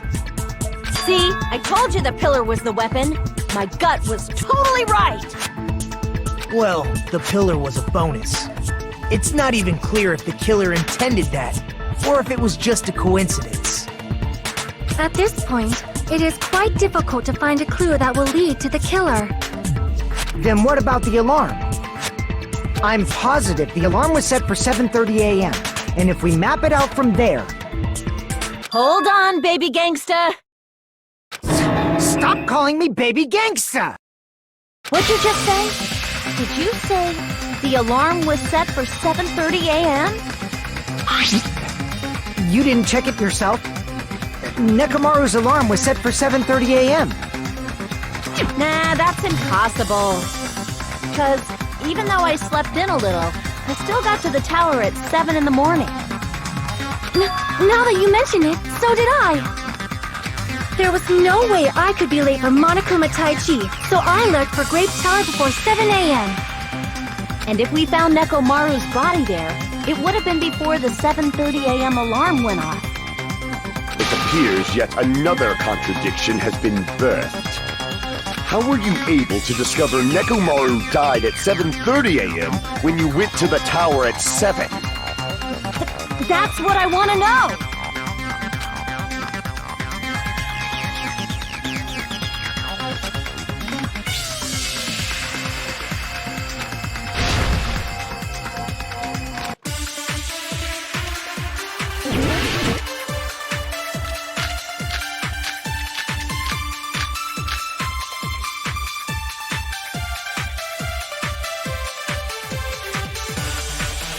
We headed for Grape Tower before 7 a.m., I am certain.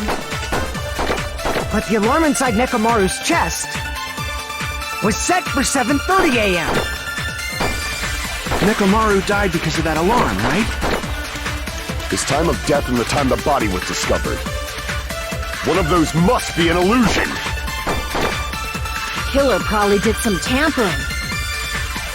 They probably messed with the clock inside Nekomaru's chest. That's gotta be it!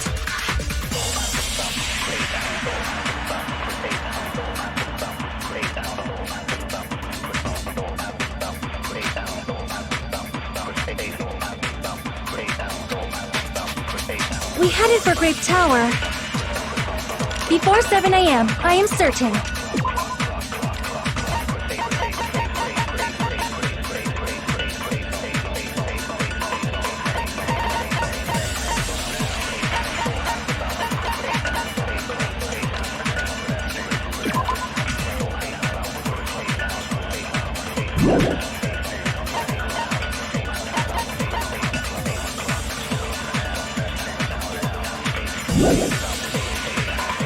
But the alarm inside Nekomaru's chest was set for 7:30 a.m. Nekomaru died because of that alarm, right? His time of death and the time that one of those must be an illusion! The killer probably did some tampering. They probably messed with the clock inside Nekomaru's chest.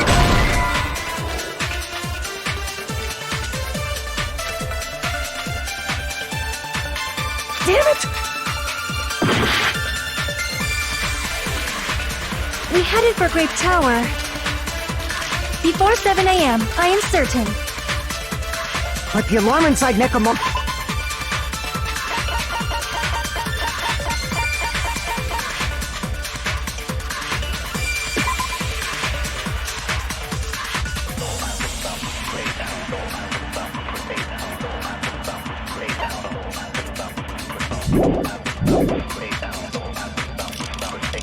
was set for 7:30 a.m. Nekomaru died. His time of death and one of those must... The killer probably messed with the clock inside Nekomaru. No, that's wrong!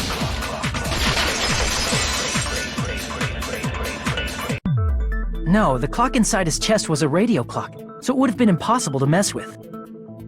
So you're saying there's no way the killer could have tampered with the clock? Maybe the clock Miss Sonia saw was the one that got tampered with. The clock inside Grape House? No, I checked all the clocks inside the funhouse. Oh, that's what I asked you to do. So you really listened to me and checked all the clocks. And because of that, I can confidently declare that all the clocks had the same time displayed. If there's no possibility that the time was tampered with, then we must doubt that human's testimony. Please believe me, we are not lying. Then maybe it's a misunderstanding? I never misunderstand. I'll crush you into dog food.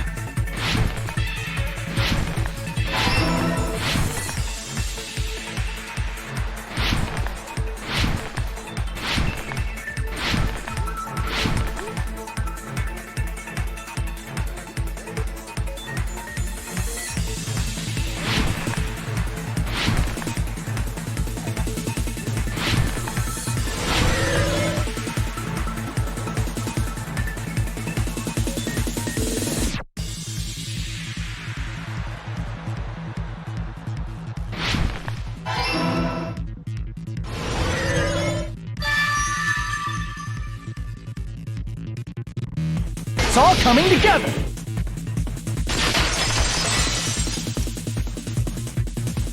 You said you checked all the clocks inside the building. Isn't that right, Fuyuhiko? Yeah, none of the clocks had the wrong time. But what if all those clocks have been messed with? What? All the clocks? So even if you checked all the clocks inside the building, there's no way you'd have noticed it. I see. So the killer messed with the time inside the whole building by changing all the clocks. So that's what it was. There's no way I would have noticed that. This is truly fantastic! Now's not the time to be pleased. More importantly, how much was the time off?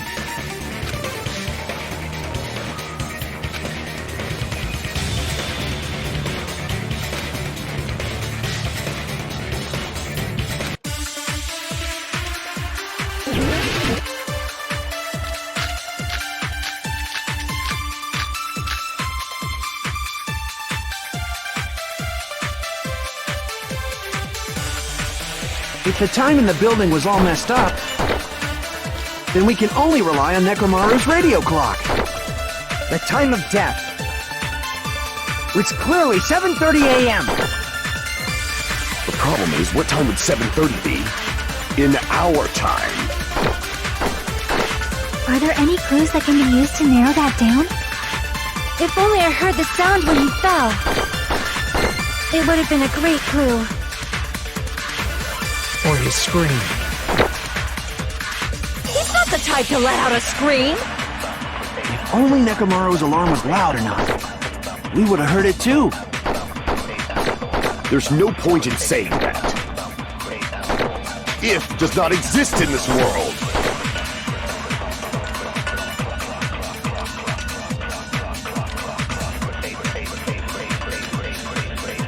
If the time in the building was off, then we can only rely on the time of death. It's clearly 7:30. The problem is, what time in our time? Are there any clues that can be used to narrow that? If only I heard the sound when he... I agree with that!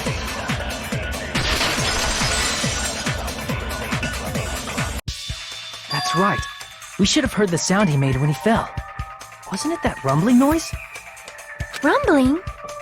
I thought it was just an earthquake, so I went back to sleep. Was that the sound from when Nekomaru fell? Well, a huge body fell from the 4th floor to the 1st, and the pillar fell with it. It's obvious we'd hear the impact sound.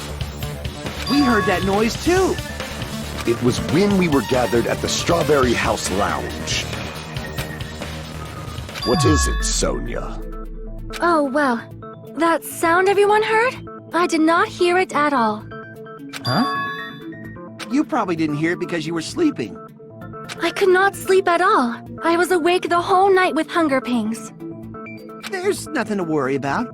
What's important is that rumbling noise anyway. If we use that rumbling sound as a reference, we might be able to figure out how much our time was off. I heard that sound probably around 5:30 in the morning. Huh? You can tell? I instantly woke up and left my room. And that's when I saw the clock in the lounge. Excellent work, Akane!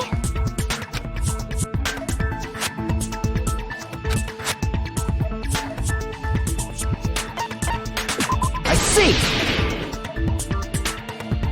Nekomaru's alarm went off at 7:30, and if we heard the sound of his impact at 5:30, that means our time was off by 2 hours.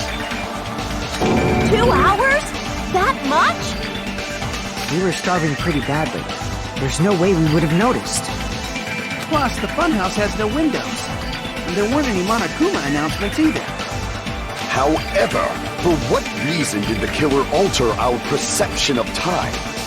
The reason is obvious. So they can lure out just Nekomaru. If you messed with the clocks and used a specific thing, you definitely get Nekomaru to the tower alone, right? From there, the killer's plan was a splendid success. That's all it means.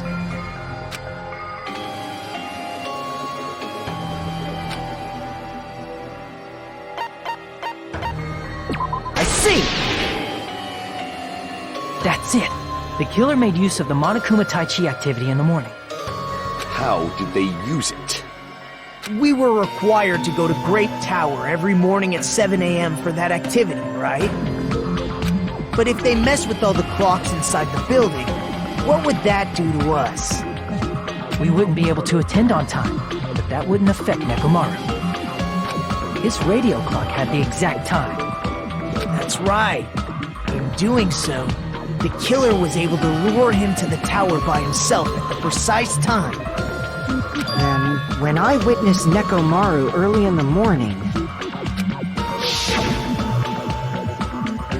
If I recall, you witnessed Nekomaru around 5 a.m. And if that time was also 2 hours off, it should have been 7 a.m. Yeah, that's pretty much it. At that time, he was heading over to Monokuma Tai Chi, right on schedule. I see. Now that I think about it, I realize what Monokuma meant when he said those words. Too early! He didn't even ask you yet!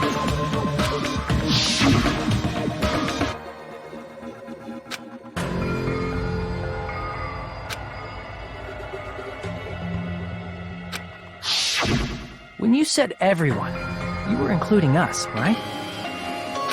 We thought we came to the tower on time, but in truth, it was way past the meeting time. Ah, jeez! That's, well, how should I put it?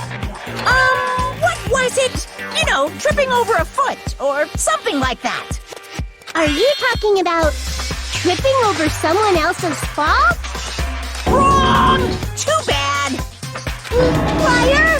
I'm right! That's not it! It's incorrect! That's definitely the correct answer. You always get so stubborn like this. Let's just ignore the peanut gallery. Now that we've found out how the killer lured Nekomaru, the number of suspects has drastically decreased. Hey, why would that decrease the number of suspects? Don't be a friggin' liar! You'll know I'm not lying when you listen to what Fuyuhiko's going to say next. Huh? What the hell do you mean? You witnessed Nekomaru going toward the tower. Did something else happen after that? Are you talking about that alarm? Alarm? A little while after I witnessed Nekomaru, the clock in the Strawberry House lounge started going off. Plus, it was just before that rumbling sound occurred. That's it. So that's what it is. If Nekomaru died when the rumble happened, then whoever doesn't have an alibi at the time is the prime suspect. Really? Was there anyone who didn't have an alibi at that time? I remember now. The sound was so loud I couldn't help bolting from my room. There was one guy who never left the lounge. We were both on the same floor. It's pretty weird that bastard never came out of his guest room. Which means that person does not have an alibi for when Nekomaru fell? Who is it? Who's the bastard?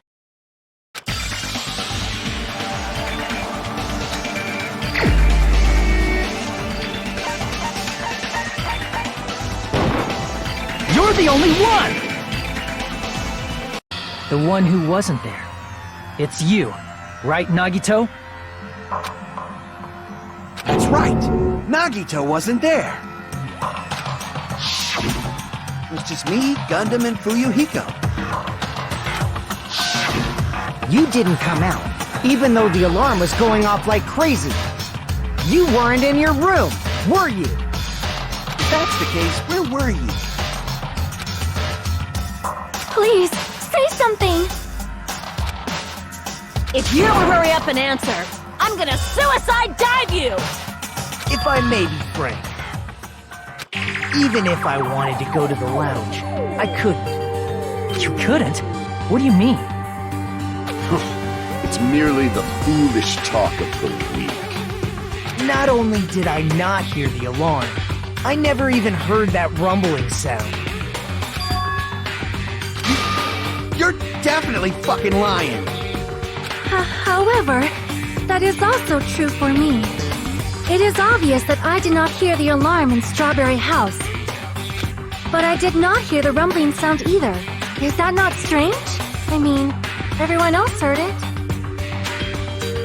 To be honest, it's not just them. The same goes for me too. I was in a pretty deep sleep, so I thought that's why I couldn't hear it, but it wasn't that. I probably couldn't hear it at all. Couldn't hear it? What does that mean? You still don't know. Think about what the three of us who didn't hear a sound have in common, and I'm sure you'll figure it out.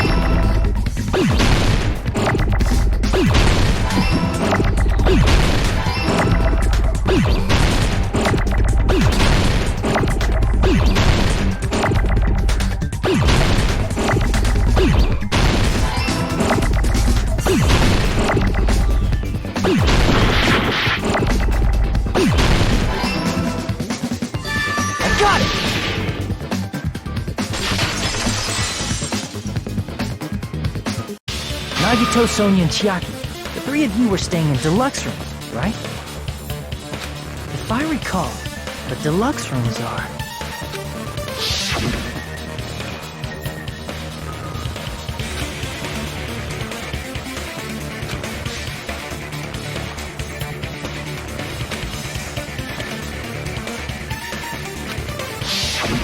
The reason we could not hear the rumbling noise... That's right. It was because the deluxe rooms have superior sound insulation. You actually noticed that. Nice catch, Hajime. Are you using your ultimate reserve corps student talent? Now then, you guys must understand by now, right? The true identity of Nekomaru's killer. Hold on a sec! Why does that lead to who the killer is? Why? Well, that fact just now is a very important clue, and a decisive factor in identifying the killer. A decisive factor?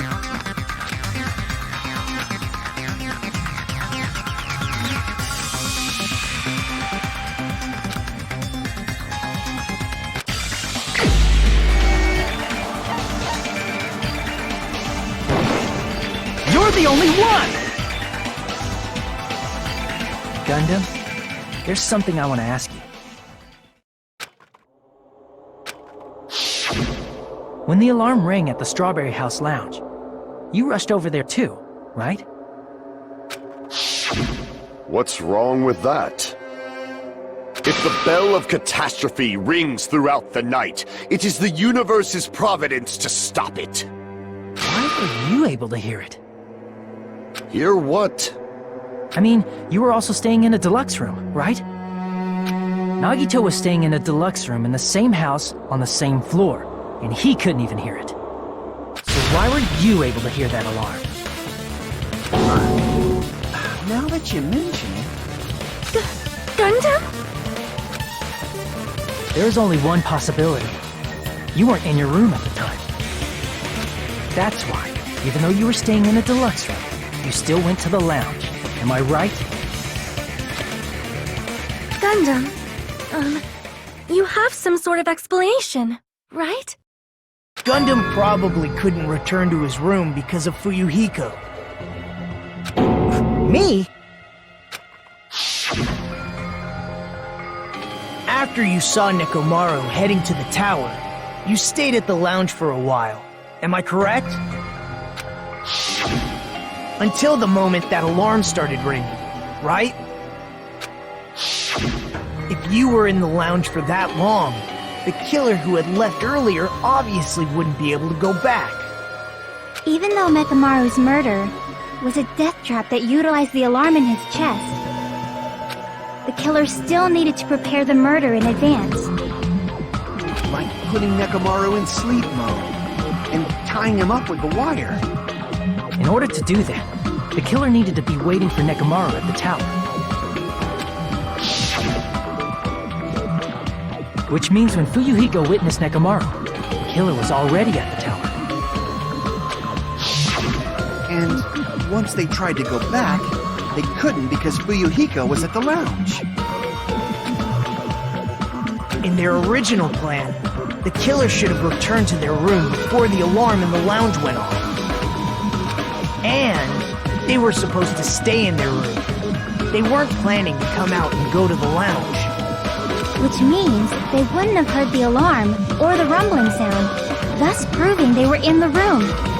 Just like us. The best case scenario would have been if those two in the lounge had gone to check the deluxe rooms. After all, if they personally saw the killer sleeping in their room, it gives the killer a stronger alibi.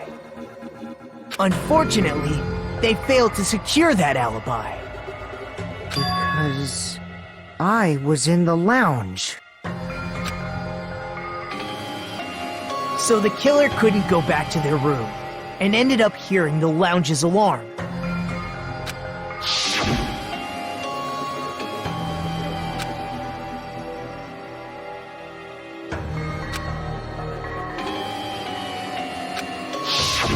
But why'd you come out?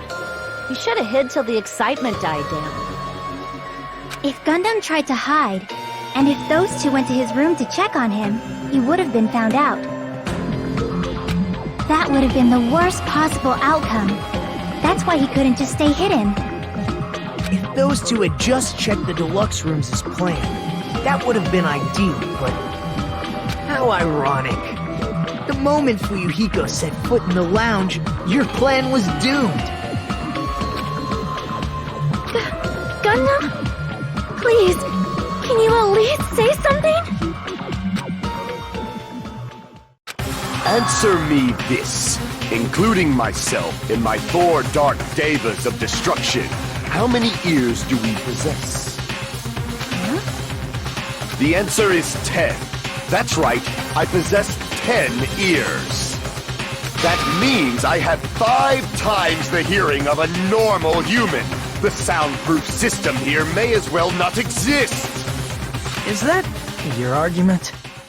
You bastard! Do you understand the situation you're in right now? Do not panic. The truth shall now commence. At the time, I left my room to go to the bathroom.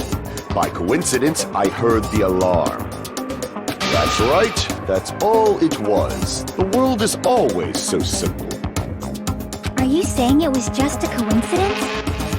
Isn't that timing a little too perfect? And yet, I'm being suspected by all of you. It seems it was actually horrible timing on my part.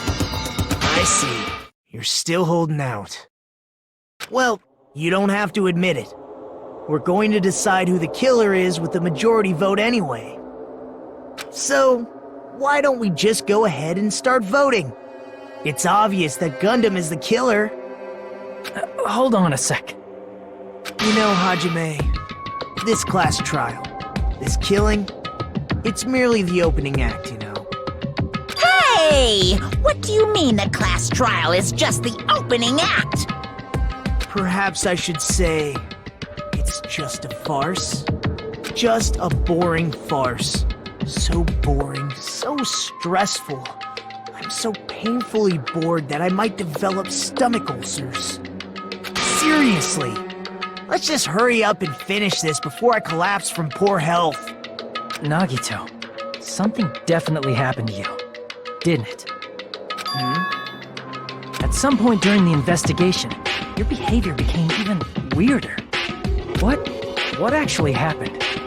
Did you discover something? Well, let's just leave that fun for later. And finish this opening act already. You said opening act again! Please hold on! We have yet to hear Gundam's rebuttal! But he's completely shut up. Perhaps he can't argue anymore. Gundam! I was simply at a loss for words after being dumbfounded by your pathetic assumption. In fact, I shall deny the very basis. Your assumption has been wrong since the beginning. Since the beginning? Based on your assumption, I hung Nekomaru from the 4th floor of the tower and made the floor descend to the 1st floor. From there, after returning to Strawberry House, I was present when the alarm at the lounge went off, correct? Although going to and fro is busy enough as it is, how would I be able to travel between both houses anyway? I see. The contact elevator was broken. As I recall, the killer tampered with the Grape House control panel, which shut down the elevator. Plus, the stopped elevator should have been facing the Grape House side. If so, the human who used the elevator would have left it at Grape House. For these reasons, it's an indisputable fact that the killer destroyed the elevator at Grape House. And what's wrong with that? If the elevator was broken at Grape House, you wouldn't be able to return to Strawberry House. However, I was already at Strawberry House. I was present when the alarm in the lounge started ringing. Which means your assumption is clearly wrong. Are you serious? And here I thought it's already been decided. Have you learned your lesson, pitiful humans? You cannot overcome this contradiction.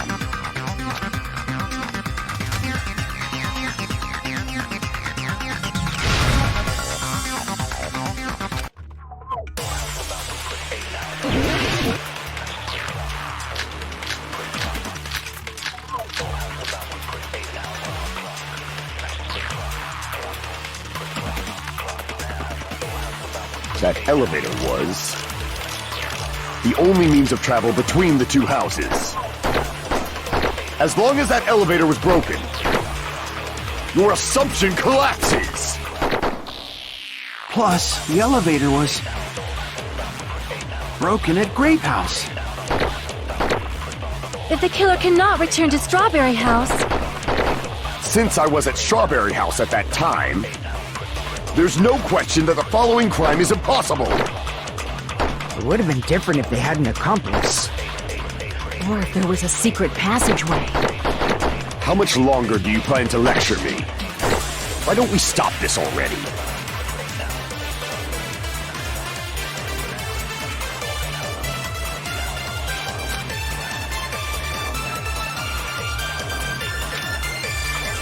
That elevator, the only means of travel, as long as that your assumption Plus, the elevator broken at Grape House. If the killer cannot return to... Since I was at Strawberry, there's no question that the following crime is impossible. It would have been different if they had an accomplice.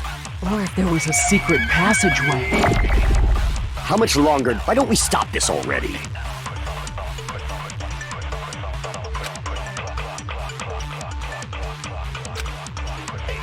That elevator was the only means of travel. No, that's wrong!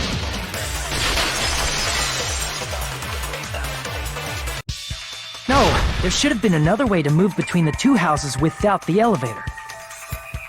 Such a method does not exist! Then why don't we ask the person who actually used that method?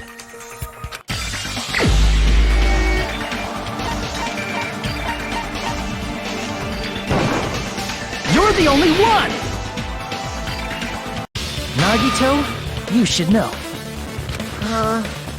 What are you talking about? Don't play dumb.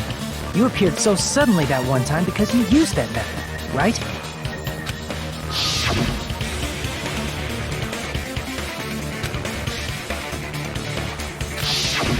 There's a secret passage connecting the first floor of Strawberry House to the third floor of Grape House. Isn't that right? Jeez. Once again, I let the reserve course show up. But you're right. There's a door on the floor of the octagon, which is on the first floor of Strawberry House. After I opened the door and went down... Surprise, surprise! I ended up in the Monokuma Archive, which is on the third floor of Grape House. Meaning, the third floor and the fourth floor are actually connected. Plus, once you've cleared the final dead room once, you can pass through it as many times as you want. If they used that secret passage, they could have gone between the two houses as much as they wanted. Infinity Unlimited Flame!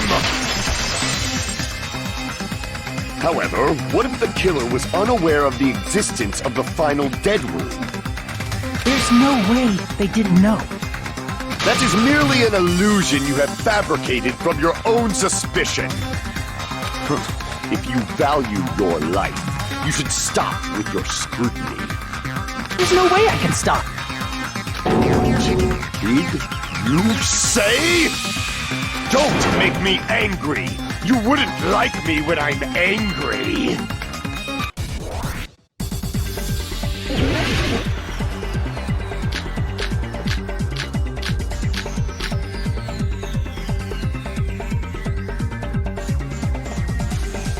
Even if the turbid box doesn't exist, you could travel through multiple planes, provided you use a spacious wormhole. However, how frail I say! Your decayed illusion. Shall I feed you to the progeny of vile deities?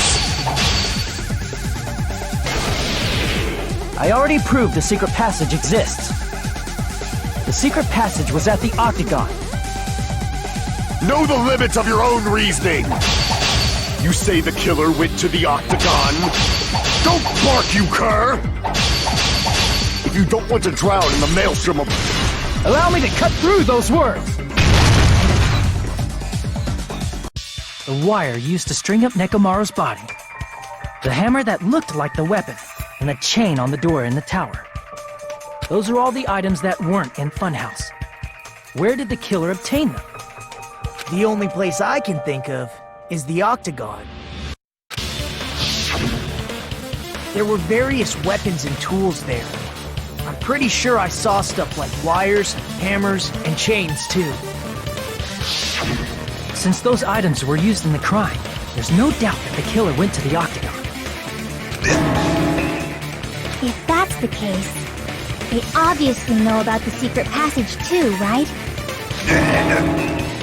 It seems this is the end. Normally we'd end up listening to Hajime lecture us with a very long summary of the case. But there's no reason to waste any more time on this opening act, so I'm going to end this right now. Hey, what are you... First of all, by messing with all the clocks in the building, Gundam tried to lure only Nekomaru. The elevator was probably broken by that point. Thanks to that, Nekomaru wasn't able to go to Grape Tower, which was supposed to be the meetup point, so he tried going over to Strawberry Tower, just like we did when we found out the elevator was broken. Well, it's obvious he'd attempt that. At that time, we didn't know the two towers were the exact same place. Also, the button in Strawberry Hall wasn't broken, so he was easily able to enter Strawberry Tower. But surprise! Gundam was waiting for Nekomaru's arrival. Hold on. If Nekomaru didn't go to Strawberry Tower, what would the killer have done then? Their plan was a balancing act of uncertainties, but even if they failed, they probably wouldn't have minded. They can just greet everyone the next morning as if nothing happened, and come up with a different plan. And, without such a risky plan, they wouldn't have been able to lure him at all. I'm going to continue summarizing the case, okay? Through this, Gundam successfully lured Nekomaru to Strawberry Tower. There's no way he could fight head-on with the robotic Nekomaru, so by pressing the goodnight button, he rendered Nekomaru powerless without fighting him. Hold on! What did you just say? That I didn't battle? What's wrong with that? Don't mess with me! Don't mess with me! I cannot ignore those words! Why are you angry all of a sudden? You fools do not understand! You don't understand at all! Ha! You make me laugh! After all this time, you still don't understand anything at all! I don't understand anything. What does that mean? It appears I cannot finish just yet. Maybe I'm just a human destined for hell. However, I cannot finish just yet. I cannot finish! What do you intend to do? It's obvious! I'm going to destroy your illusory assumptions! Are you saying you still have more? You still have room to argue? Your words. You said I pressed Nekomaru's goodnight button. However, that button was on the back of Nekomaru's neck. To press it, I'd have to get behind him. It's not easy to get the drop on Coach Nekomaru. It's even more difficult if it's a one-on-one situation. Just as I thought, truly frail. Succumbing so easily to this simple argument, it was just a mere illusion. If you want to set me up as the killer, at least surpass your own human limitations. That's wrong, Gundam. You're the one who's wrong. Such a wonderful line. However, I cannot say that I'm satisfied. Listen well. I shall teach you 2 tips for making someone admit their defeat. First, you must crush them with your own overwhelming power. And as for the other, you must provide a reason that will persuade that human. You have not fulfilled either of those yet.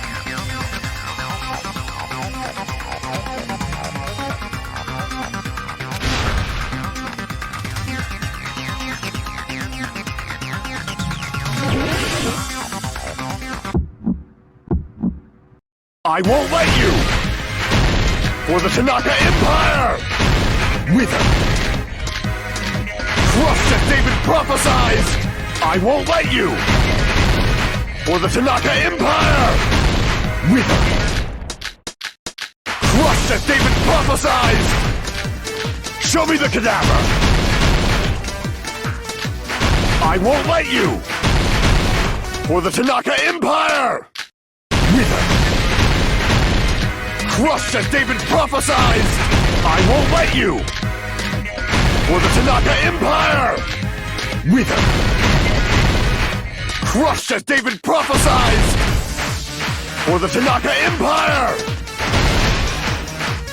I won't let you! It's Nekomaru's back! Do you really think I can get behind— This is the end!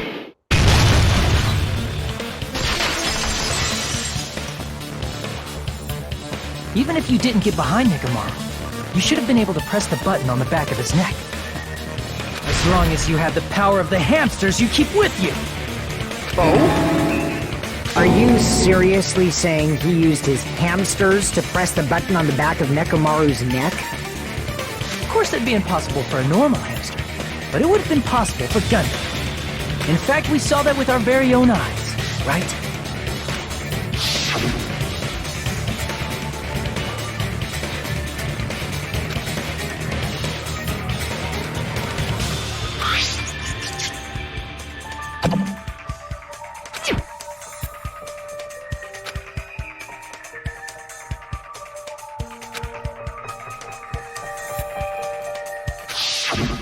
Now that you mention it, after Ibuki was killed in the music venue, one of Gundam's hamsters retrieved the piece of wallpaper from the baton lighting, right?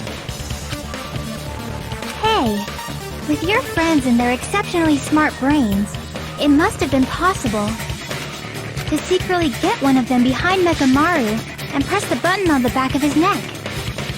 How about it, Gundam?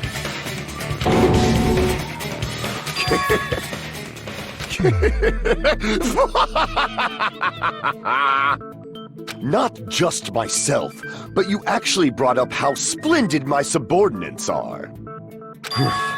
I have no recourse but to admit it.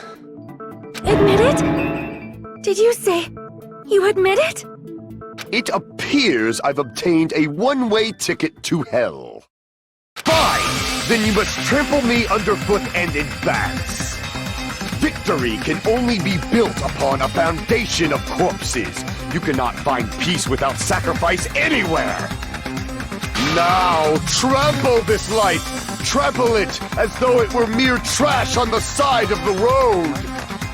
Pull the curtain strings of this worthless performance with your own two hands.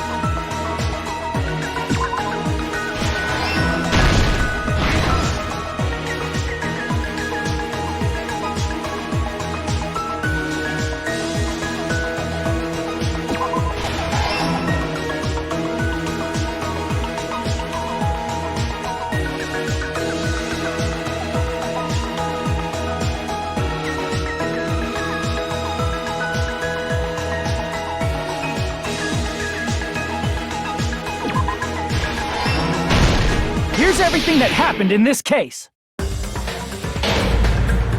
Let's first go over the many tricks the killer prepared before they committed the crime.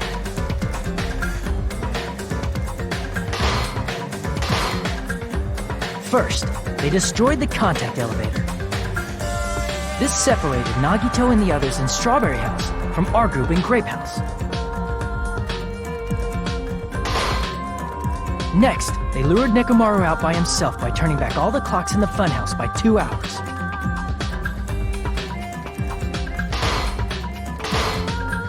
Additionally, in order to secure an alibi, the killer went to the Strawberry House Lounge and set the wall clock's alarm to 5:30 a.m. After finishing their preparations, the killer went to Strawberry Tower with the necessary tools in hand. They obtained these tools from the Octagon, which you can enter once you clear the final dead room.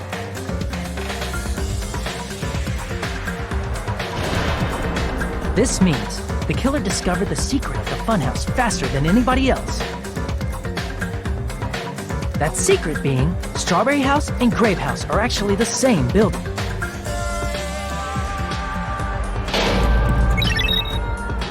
On the morning of the incident, Nekomaru woke up and headed over to Grape Tower for a specific reason.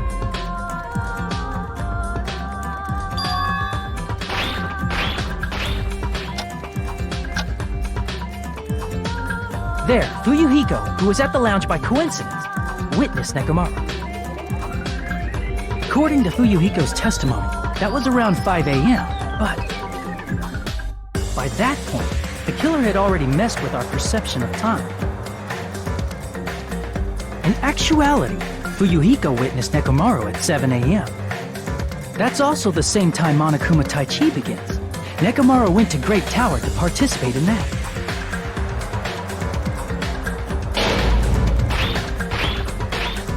However, because the contact elevator was broken, Nekomaru was unable to go to Grape Tower. So he decided to try going to Strawberry Tower.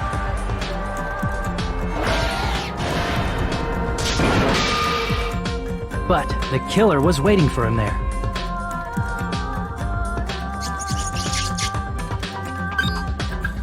With the power of hamsters, they were able to press the good night button on the back of Nekomaru's neck.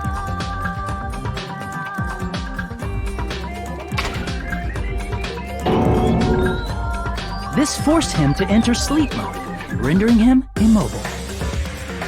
From there, the killer began preparing to use the ultimate weapon.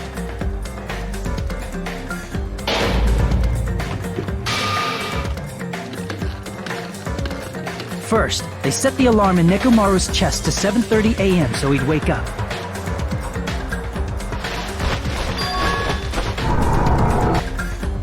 Then they tied him up with a metal wire, tied the tip of the wire into a loop, and hung it on the doorknob.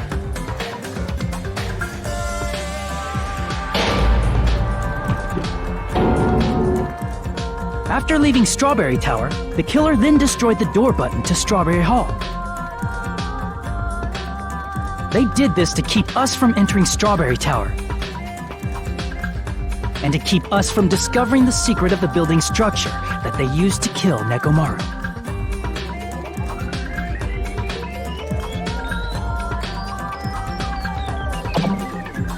Then, they used the secret octagon passageway to travel to Grape House.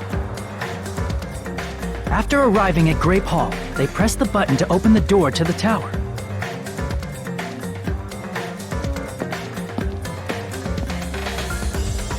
When that happened, the elevator-like floor of the tower began descending. And Nekomaru's body was still inside, dangling upside down in midair from the wire. The killer entered Grape Tower to see if their setup was successful.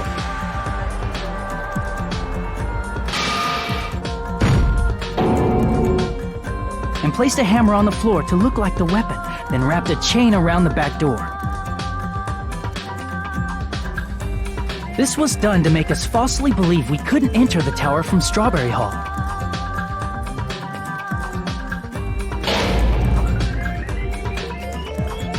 With this, the killer finished their setup and tried to go back to their room using the secret passage,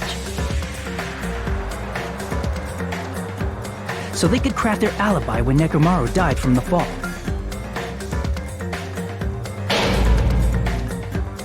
But something unexpected happened.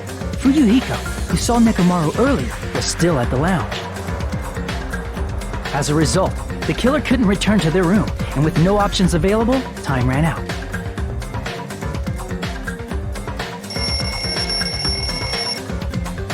The lounge's wall clock alarm started ringing at 5:30. Well, actually 7:30. To avoid a worst-case scenario, the killer was forced to appear in front of Fuyuhiko with the others.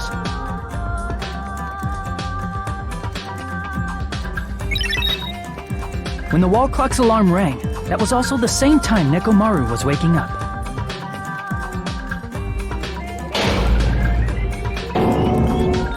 He woke up while he was still hanging upside down, so he couldn't help but sway his body powerfully. Originally, the loop of wire was only supposed to slip off the doorknob. But because there was a heavier load than expected, the doorknob ended up breaking.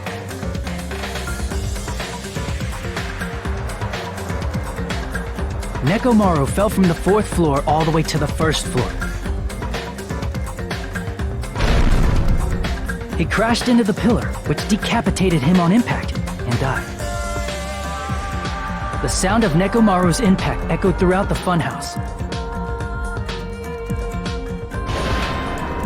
However, by this point, the killer's plan was about to fail, thanks to the broken doorknob and Fuyuhiko. Meaning, the killer is someone who wouldn't have heard the alarm if they were in the deluxe room. They also wouldn't have been able to return to their guest room, because Fuyuhiko was at the lounge.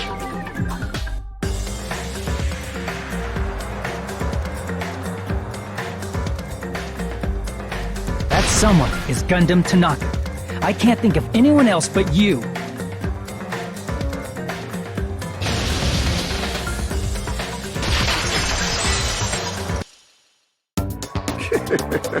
Splendid. That was splendid. For a mere human, you did quite well. Stop. Stop it already. Stop using weird words to avoid the truth. Or I'll friggin' kill you myself! I cannot believe it. I just cannot believe. You killed Nekomaru? I cannot believe something like that! You don't wish to forgive me? Do you feel regret? Then finish it! Cast your impure vote for Gundam Tanaka! My beloved, deadly foes, let the voting time begin!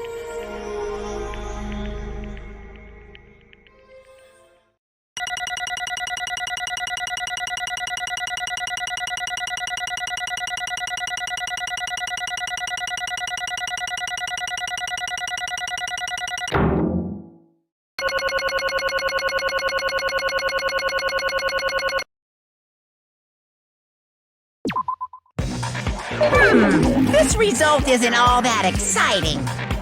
Now then, please pull the lever in front of you and cast your vote. Who will be chosen as the blackened? Will you make the right choice or the dreadfully wrong one? Please pull the lever!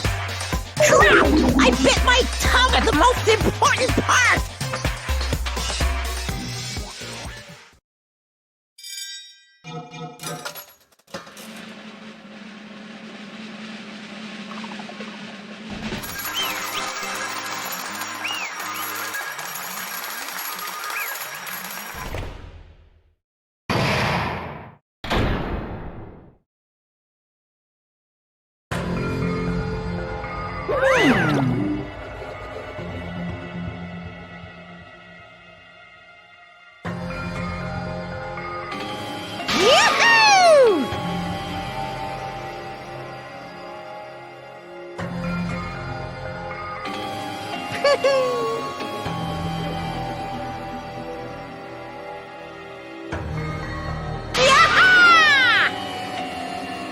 Nice!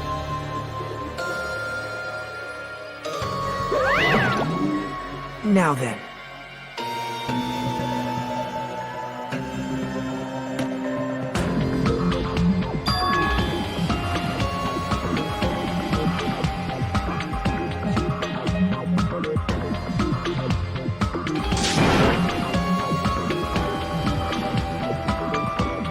Jeez.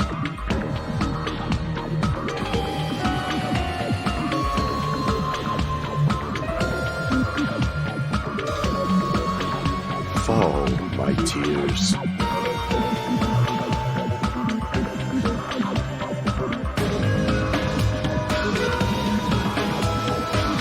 Listen well!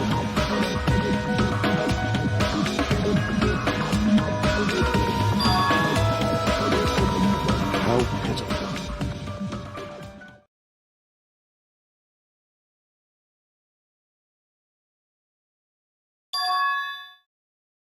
Fine.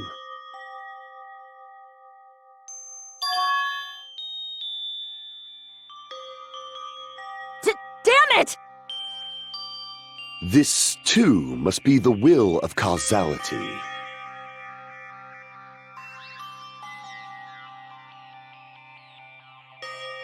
You.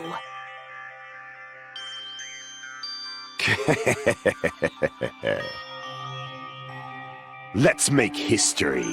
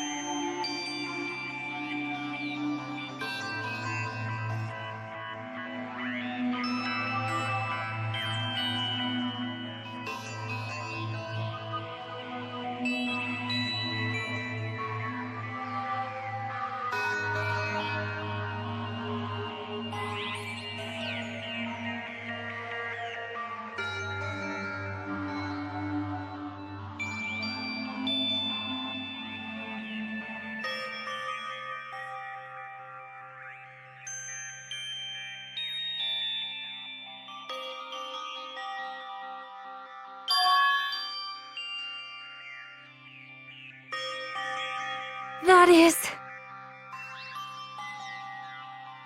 Let me tell you this.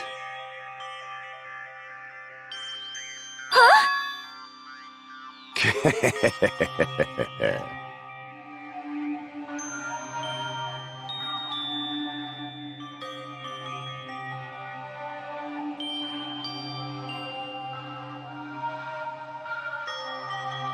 I can see it!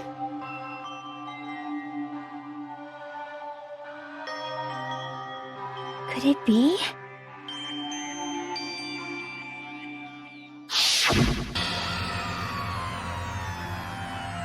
Sensing even my subtle killing intent, as expected of you, Nekomaru. This scorching, stinging, tense atmosphere. I've been a team manager for so long, I'd nearly forgotten this. This is great! What a comforting atmosphere! That's a great line. And what is your reason? Do you intend to resolve this situation by killing me? I am the Warlock, Gundam Tanaka! Heroes, Lords of Darkness, and even the gods themselves flee from me! I need not cling to any trivial reason. I'm simply going to kill you because your very existence is an annoyance!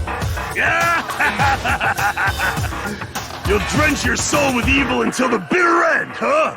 Splendid! In response to your spirit, I shall kill you with all of my might! I won't go easy on you! Don't even think about holding back! Don't waste your breath on cowardly tactics! Give me everything you got! Nekomaru Nidai, your blood will drench the foundation of my empire! That is...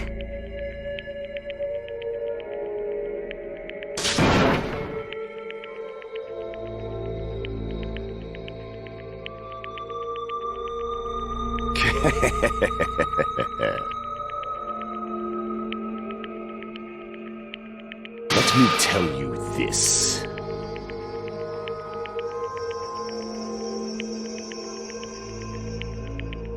You weakling!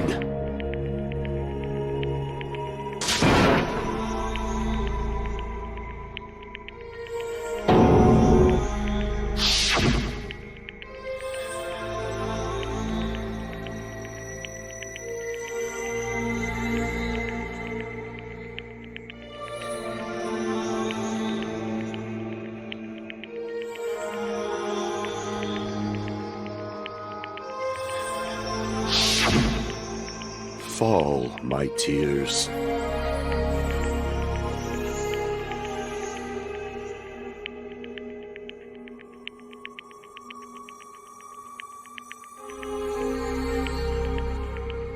If you flinch, you will die! Let me ask.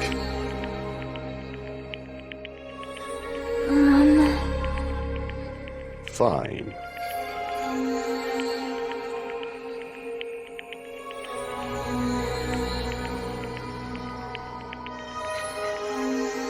Listen well!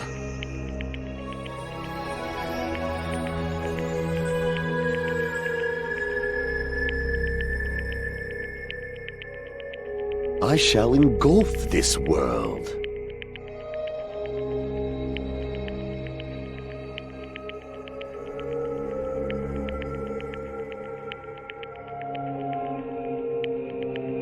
I renounce you! You.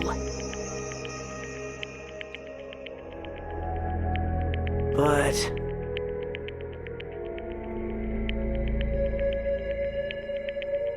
Damn it! Fine.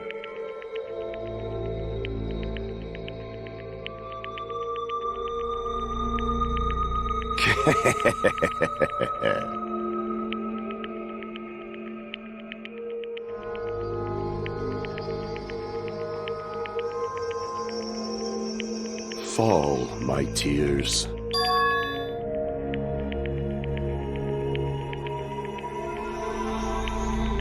Oh. You...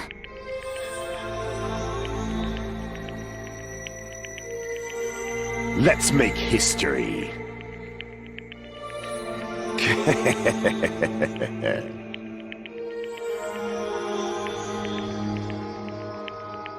Well?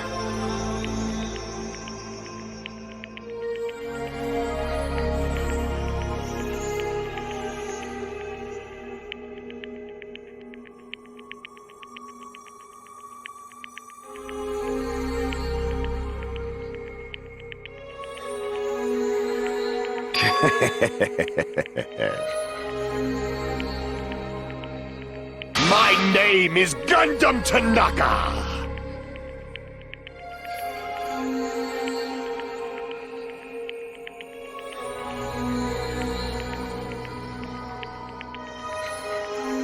Fade like dust in the wind.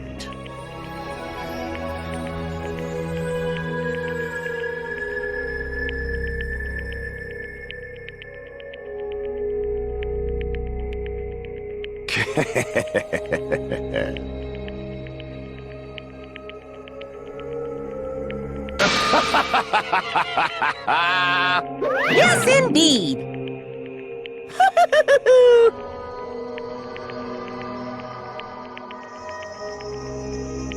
Please wait! I beg of you! Huh? I beg of you! How pitiful.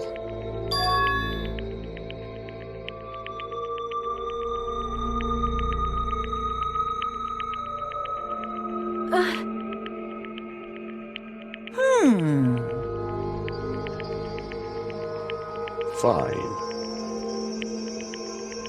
What is it, my four dark devas of destruction? Are you worried about me? Oh, my feared four dark devas of destruction, that is not like you at all. However, there is no need to fear. In this world, I am only a temporary visitor. I was simply visiting for a moment, and now that my duty is complete, I must return to the darkness. That is why, until the very end, pride, conceit, courage, insolence, fearful of nothing, daunted by nothing. Let us laugh uproariously! That is Gundam Tanaka! I shall stick with my evil until the very end! Open sesame Pandaemonium! I shall fill hell with true hell! Let's give it everything we've got! It's punishment time!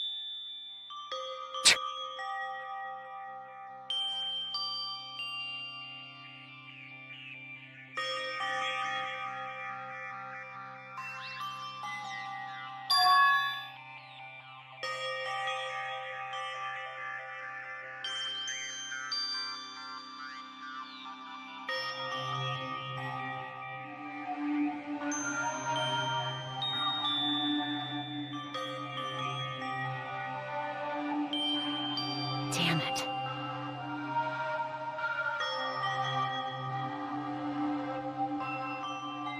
Damn it!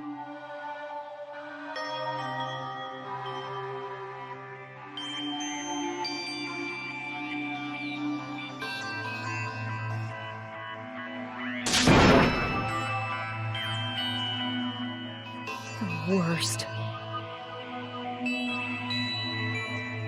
Oh.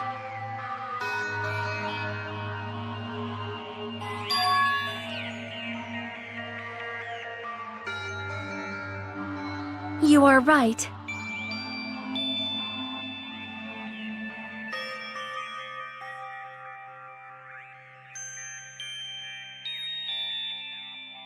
You are right.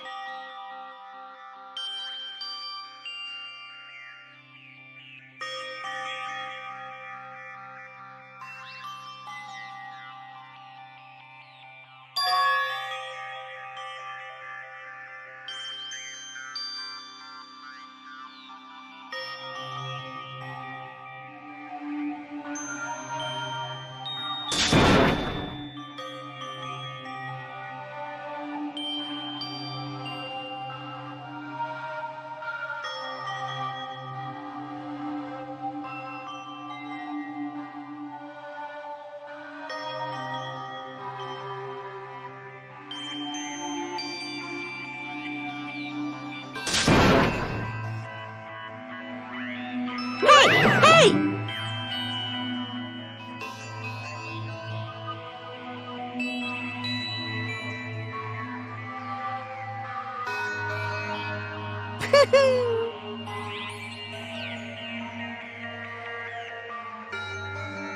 Wait!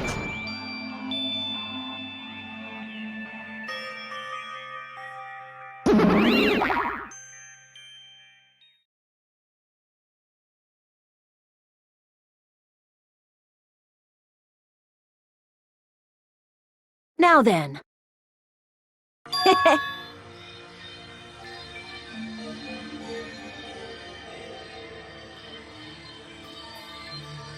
Hey! It's not like that.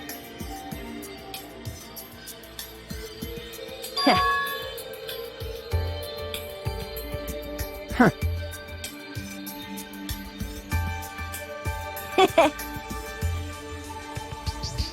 Hey, hey.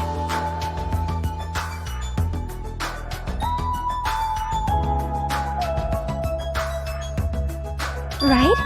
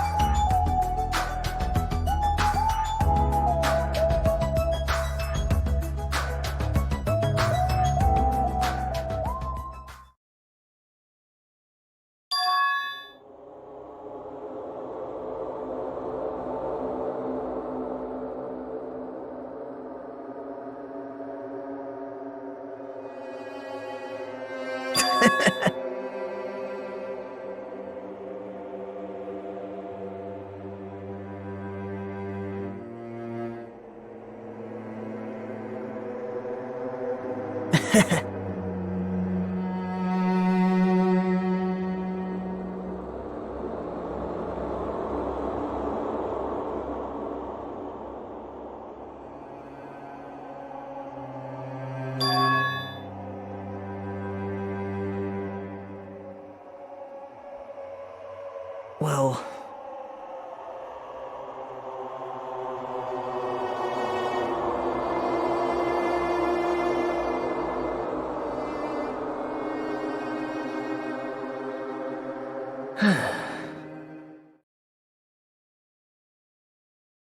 Damn it!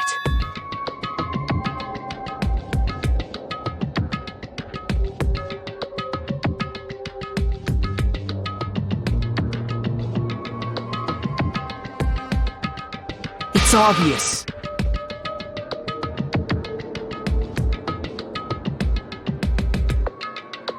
Monokuma appears! Now then. What's this?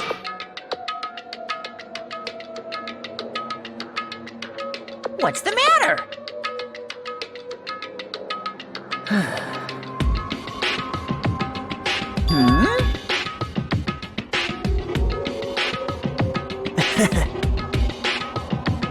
Wow.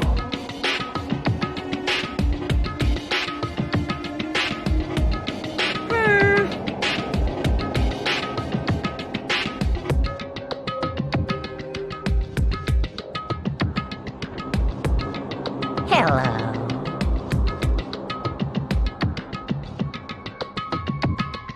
Hey.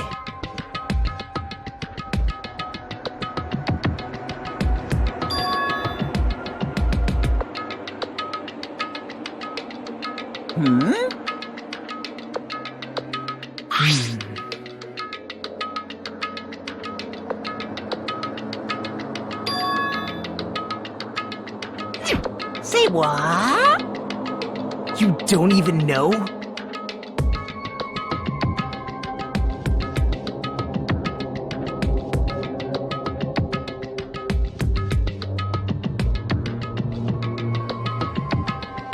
Isn't that right?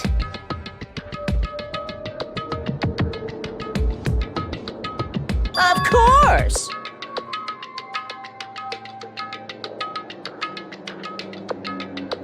But...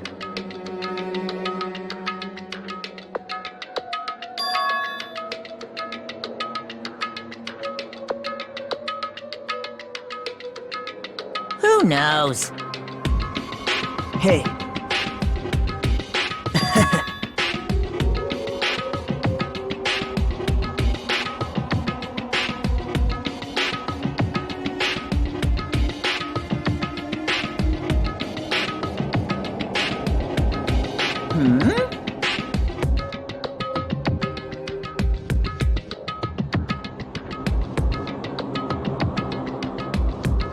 Well... right?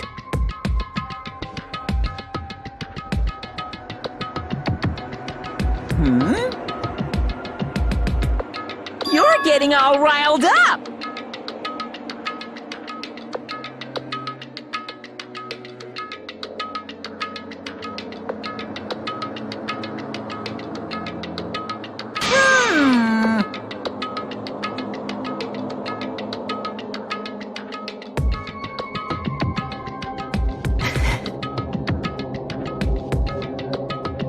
No!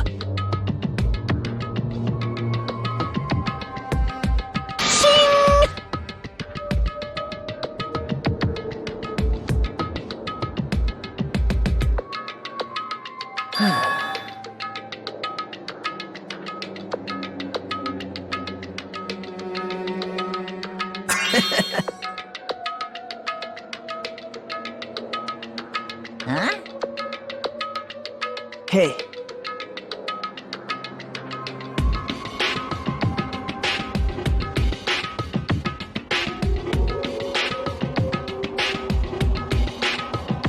Yep.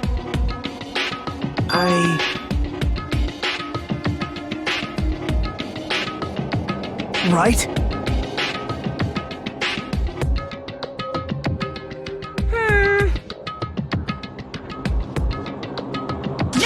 No! Unbelievable.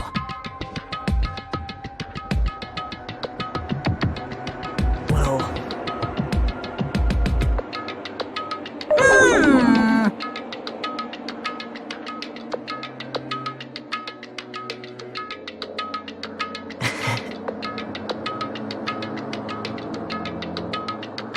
You're right.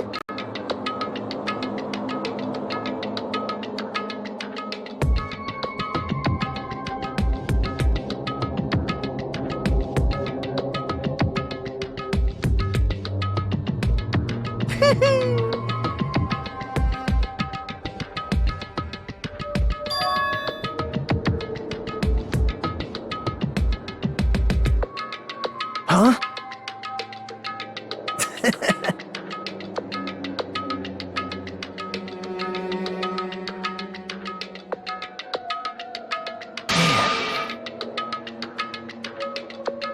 Like...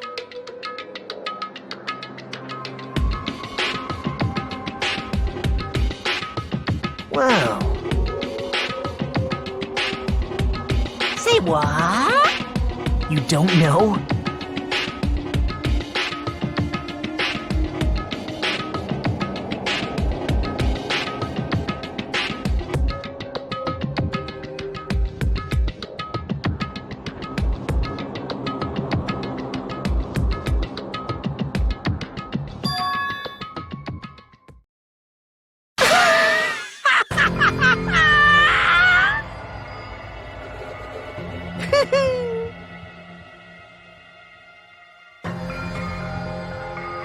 Hey.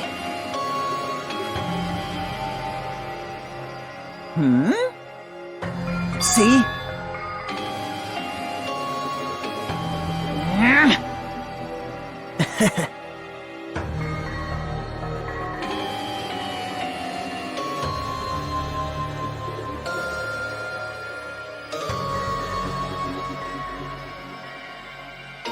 Hey. That's...